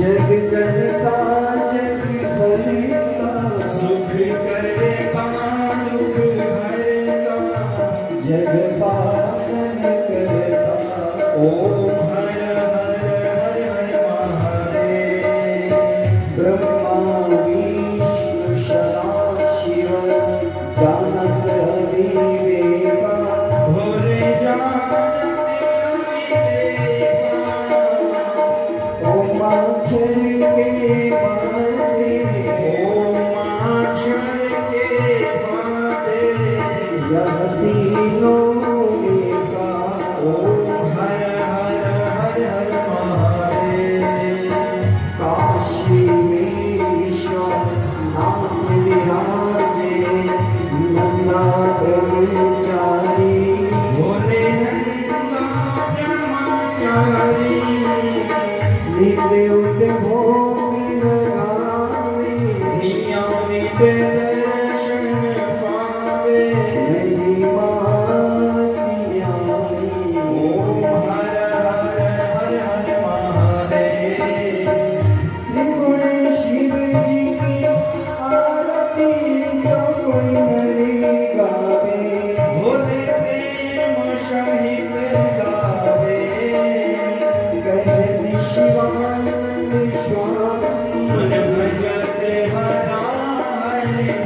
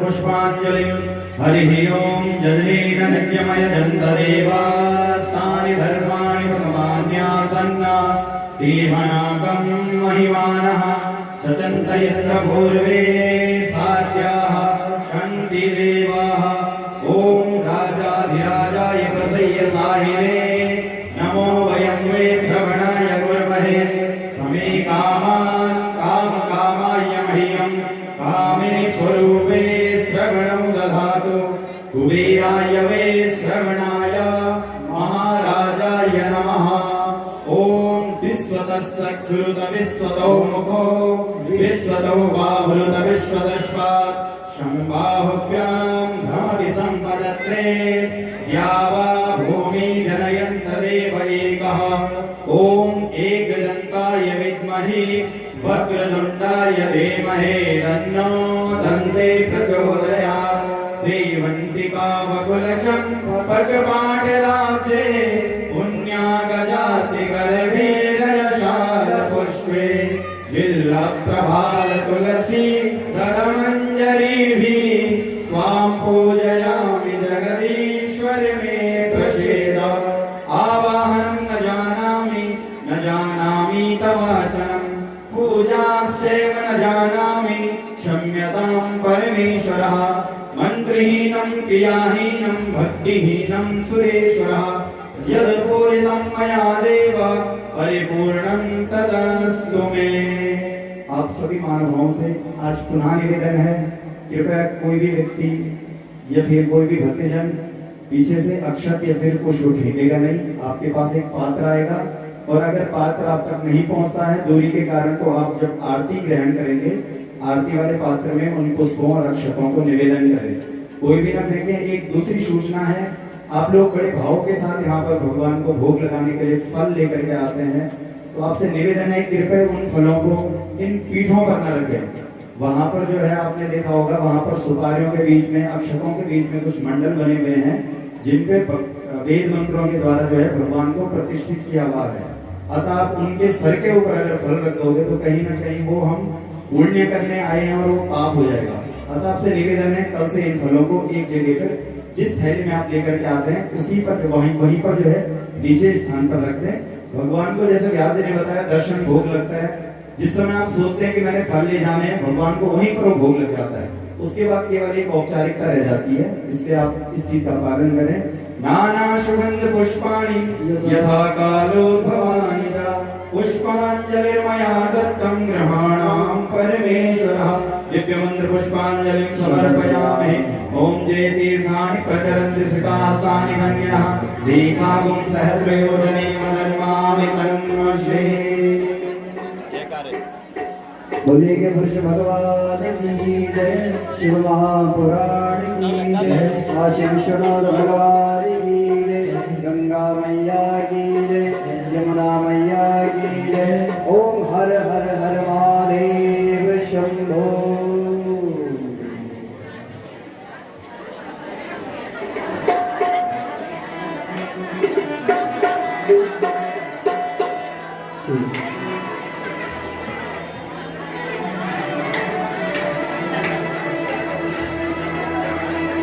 गुरु शंकर भगवान की जय, वृंदावन बिहारी लाल की जय। ओ तेरु प्यारो वृंदावन, तेरु प्यारो वृंदावन है, पावन का कान्हा प्रेमा दे मन। तेरु प्यारो वृंदावन, तेरु प्यारो वृंदावन, पावन का कान्हा प्रेमा दे मन। पावन का कान्हा प्रेमा दे मन। तेरु प्यारो वृंदावन, तेरु प्यारो वृंदावन, पावन का कान्हा प्रेमा दे मन। वृंदावन का कान्हा प्रेमा दे मन। यशोदा का लाला प्रेमा दे मन। यशोदा का लाला प्रेमा दे मन। तेरु प्यारो वृंदावन, तेरु प्यारो वृंदावन, पावन का कान्हा प्रेमा दे मन। तेरु प्यारो वृंदावन,